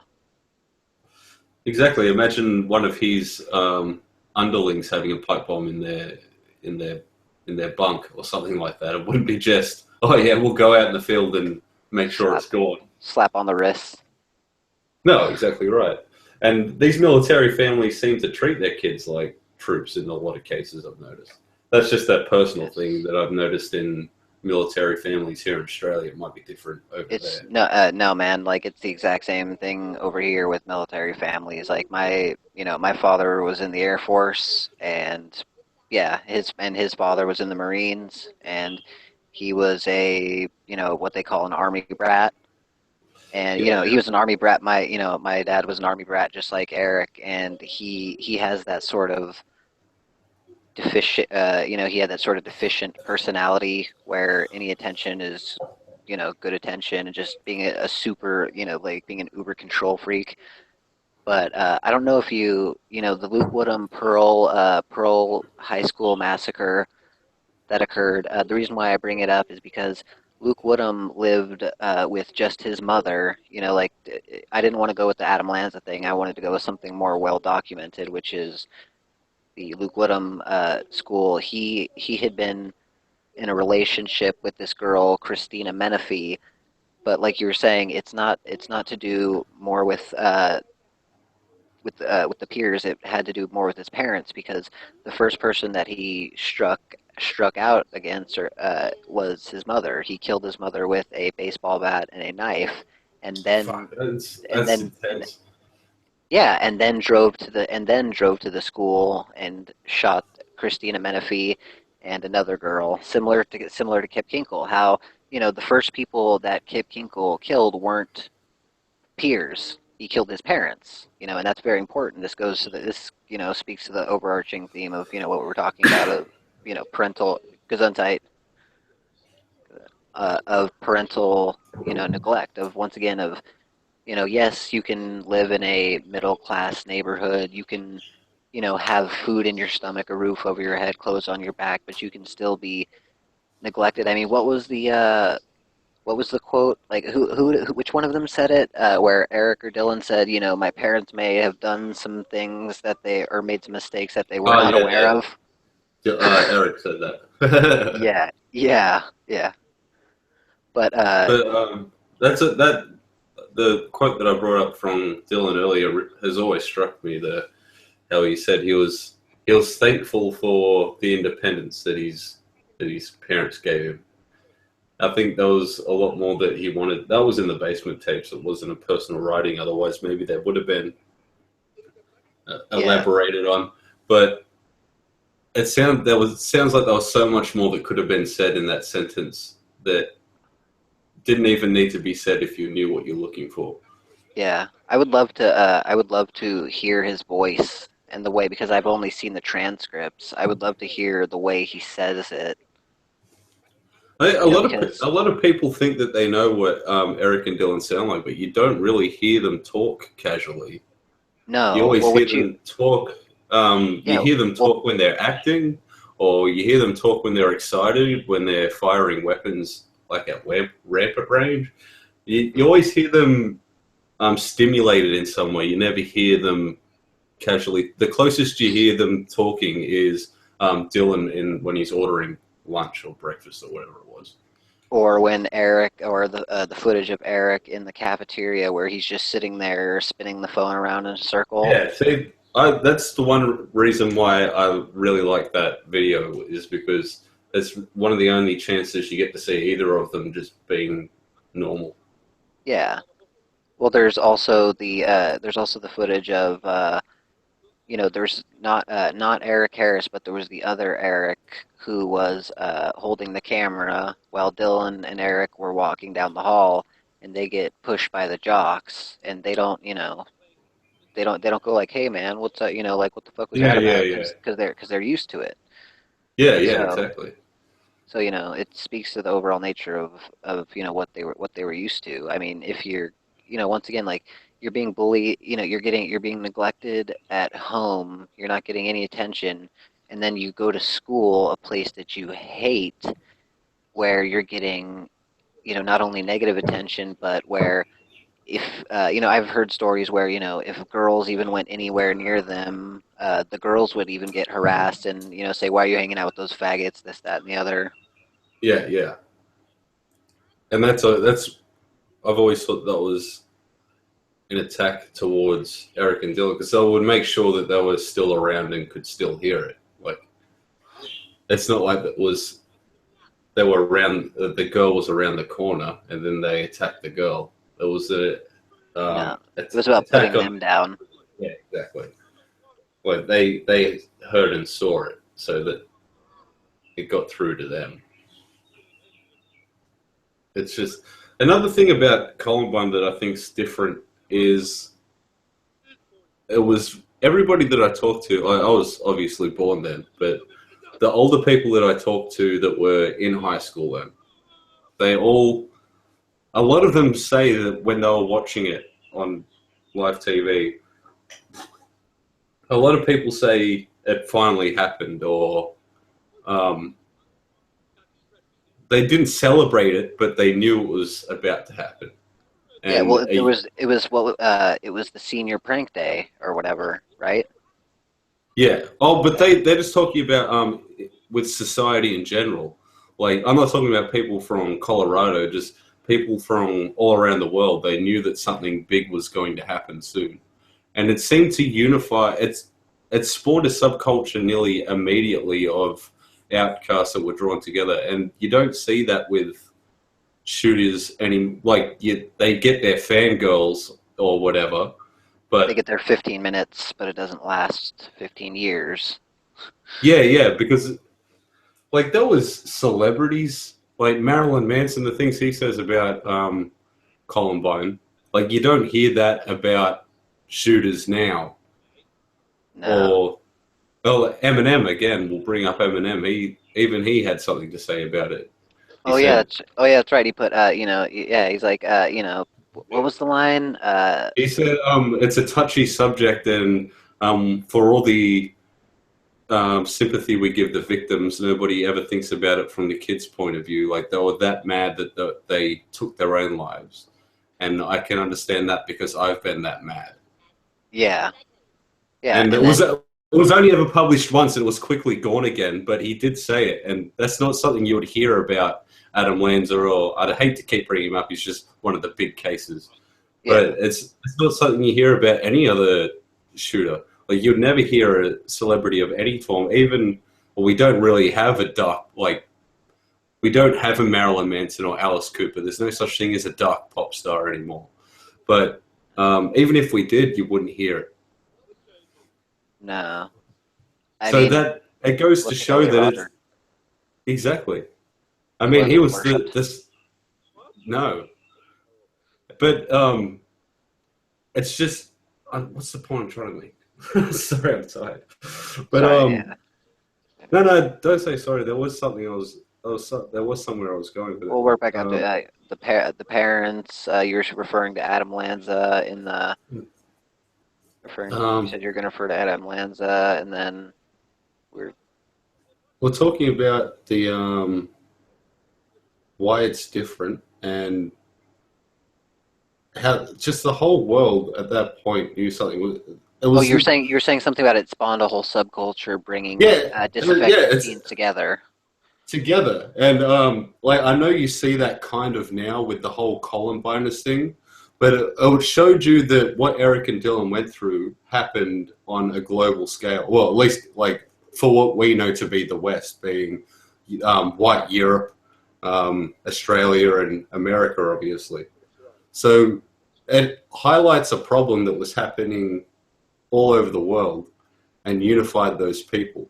That these people knew, everybody knew that this was going to happen eventually. And I won't say that they celebrated the fact, but some people see it as kind of a necessary evil. And I don't see that that's, I don't tend not to like worshippers. Like I don't hate them or anything like that, but I don't really agree with their viewpoints. But I can understand where somebody could say it was almost a necessary evil to change people's perspective on a lot of things, because it's just so unique in that sense that it unifies people to see something and try and work together to change it. I mean, after Columbine, a lot of people said, let's try and stop this. And now you never hear anything positive come out of any shooting now. No, because post Columbine, well, once again, to refer back to the Chris Rock bit, his 1999 bit where he talks about if you're white and young, I'm scared of you. Yeah, And in a way, that's sort of giving the disaffected youth, that was sort of, giving the devil his due. That was sort of rendering unto Caesar what belongs to Caesar. yeah. But to fill out the larger point of what you were saying, like society as a whole, you know, knew that all of this hippy dippy bohemian parenting was going to lead to something. So it's almost like it's like a pressure cooker that was building up, and everybody knew it was going to blow. They just didn't know when. And then when it happens, it's almost like a sigh of relief. Like, okay, it That's happened. a great way to put it. And now it just keeps going. And I think another difference between Columbine and all these other things is like there is actually a message behind Columbine. Like behind all the hate and the killing and the ugliness behind it, there is kind of a message behind it, and that's the Anti-bullying.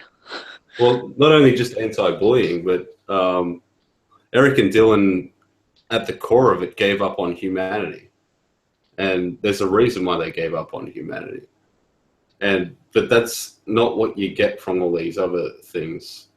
Most other shootings seem to be a lot more personal and subjected to that person, whereas Eric and Dylan seem to speak for a lot of people. For society as for Yeah. society as a whole. I mean, I believe there are even some passages in one of their notebooks where they say, well, I know for a fact that Sung Wee Cho said that, in Sung Wee Cho's manifesto, or the name he gave himself, Axe Ishmael, he said that, people are gonna think twice before they bully someone. What I'm doing, I do for all of my brothers and sisters, and he was a Eric and Dylan worshiper. Well, yeah, he did. He donned the martyrs, didn't he? Yeah, in his Yeah. manifesto and in his video, he deemed them martyrs and said, that they inspired him to aspire to do the greatest mass shooting, or the greatest college mass shooting, in history. For a But lot of the same reasons, but I don't know. He seemed a little bit more detached from reality in a sense. yeah, well, once again, this goes to, okay, the reason why I brought up Sung We Chose, because we were talking about how parents, this also fits in with Elliot Rodger, because Sung We Cho and Elliot Rodger both were, half Asian, one Korean, one Asian or whatever, and what he was saying is basically, the stereotypes of, the Asian parents basically just put their kids in a room and Yeah, are like, don't talk to me until you're a doctor, type of yeah, yeah, stereotype. yeah, yeah. And once again, it's that sort of, they never, if you go to basic human psychology, it's if you never bond with your parents, or if your parents never bond with you, you're never going to be able to form an attachment to society as a whole. Therefore, you don't see humanity, or you don't see yourself as a part of humanity. Therefore, you can eliminate it without conscience or care. Exactly. There's actually a lot of Asian violence that does happen in the same kind of strands, and well, obviously we don't really hear about it all that much. Well, But they have the highest one of the highest suicide rates. because Asians in general have a totally different outlook on. Suicide is seen as a noble act. Well, that too, but they just seem to have much less a value on human Individual life in a way. on I, individuality. yeah, yeah, exactly. I hate to bring it back to the whole communist thing, but perhaps it did stem from them. It also might come from their ridiculous population rates. Yeah. Well, That ironically, Sung Wee Cho was a Christian, and so was his parents. But I think it just has to go. I think it just goes back to, I would switch communism with just collectivism. Yep. It's just all about, like you as an individual, you do not matter. It's all about the family name. Do you know what I mean? Like, Yep. Yep. whatever you do, it's a reflection upon the family name, and that Exactly. oh, bad dog, and that demeans the individual because once again, the circular logic of how are you ever going to be able to connect with the world at large if you don't see it from your parents? Hold on one Yeah, second. I'm listening. I just have to shut up my dog real quick. Hold on. yeah, it's all good. It's all good. But there's been plenty of study into how important it is for a connection to be formed with kids. It's nothing new, but that never gets brought up when it comes to shootings, and that never gets brought up in headlines. It's always some unbeknownst evil that has come over this one person.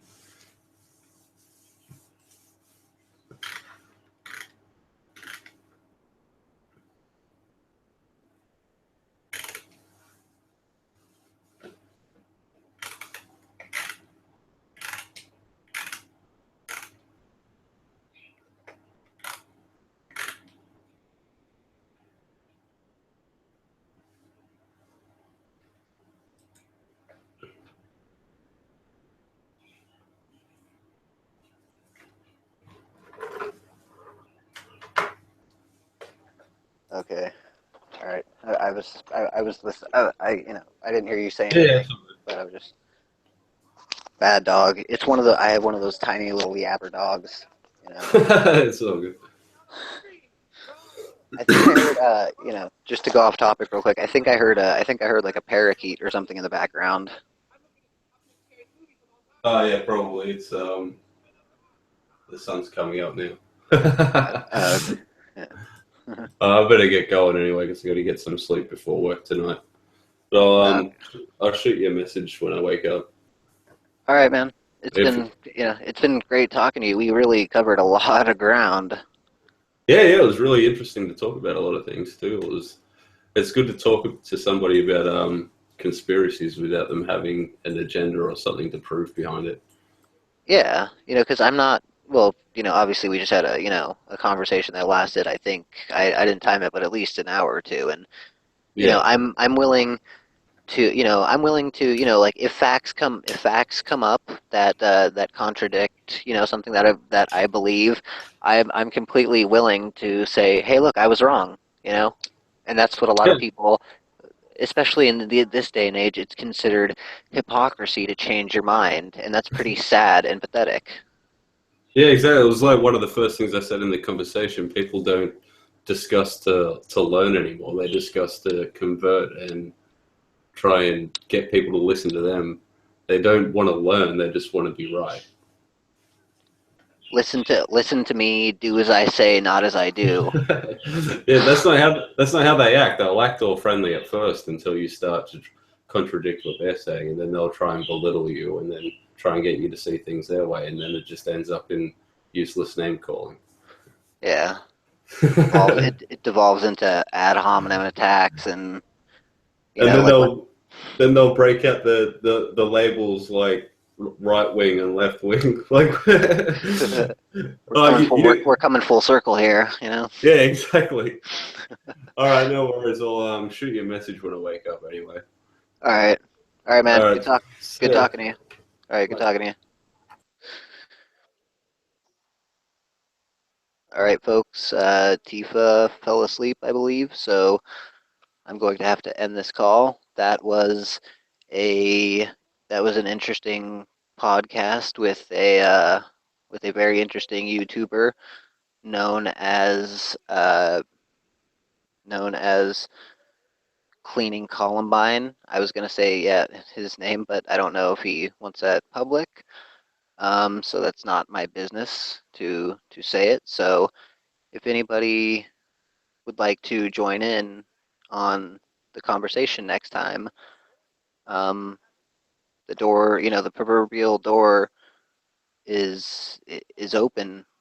I mean, come on, like let's let's have it. Let's have a dialogue. Let's open let's open up a dialogue for these things to be talked about. I mean, when I was in the Columbiners Facebook chat room, somebody was talking about how, isn't it crazy how we can talk about mass murder and mass murderers, serial killers. We could talk about depression.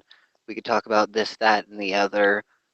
But if you're a kid in school and you write a paper saying, like, hey, I feel suicidal, or maybe I'm just angry or something, you're completely, you're not only thrown out of school, but you're suspended. You're labeled as almost a terrorist, and it's pretty disgusting because it breeds. If you label a child a problem child, that's exactly what you are going to get. It's part of a self-fulfilling prophecy, and I don't know what it will take for people to understand that, you shouldn't, by labeling a child at risk, you are putting them at risk, and it's disgusting what it takes to for people to open their eyes to what's really going on. Um, okay, Tifa is going to have to end this, but I believe he fell asleep, so I'm not sure. Hold on, let me try and get through to him. Um, where are you, Tifa? How do I?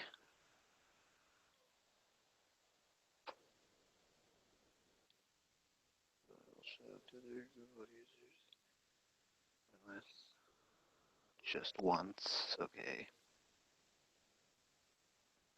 Tifa, end this.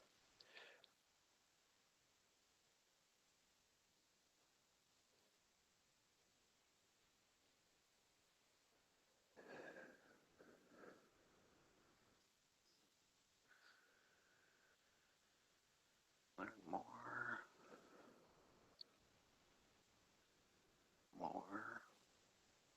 YouTube. Just once. Okay, what is this all about then? What's all this then? What's all this then going on, huh? Okay, one account for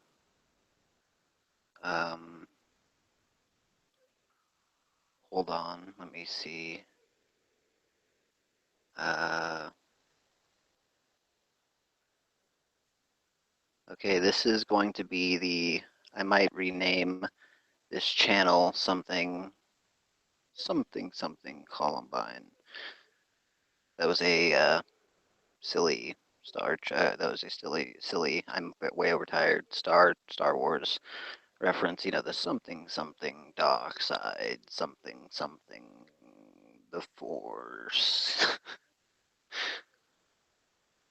Something dark side, something the Force.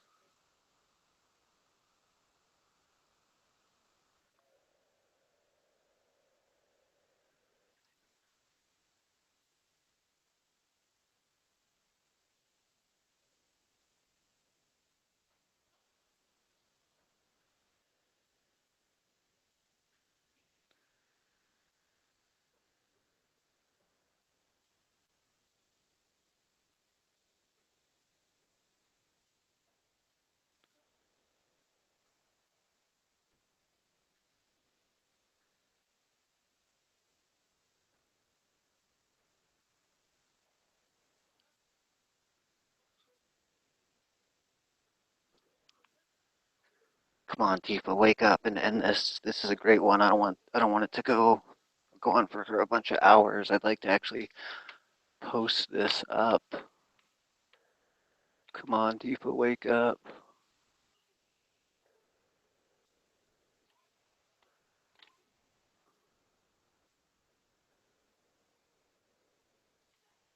Okay, come on, Tifa, wake up.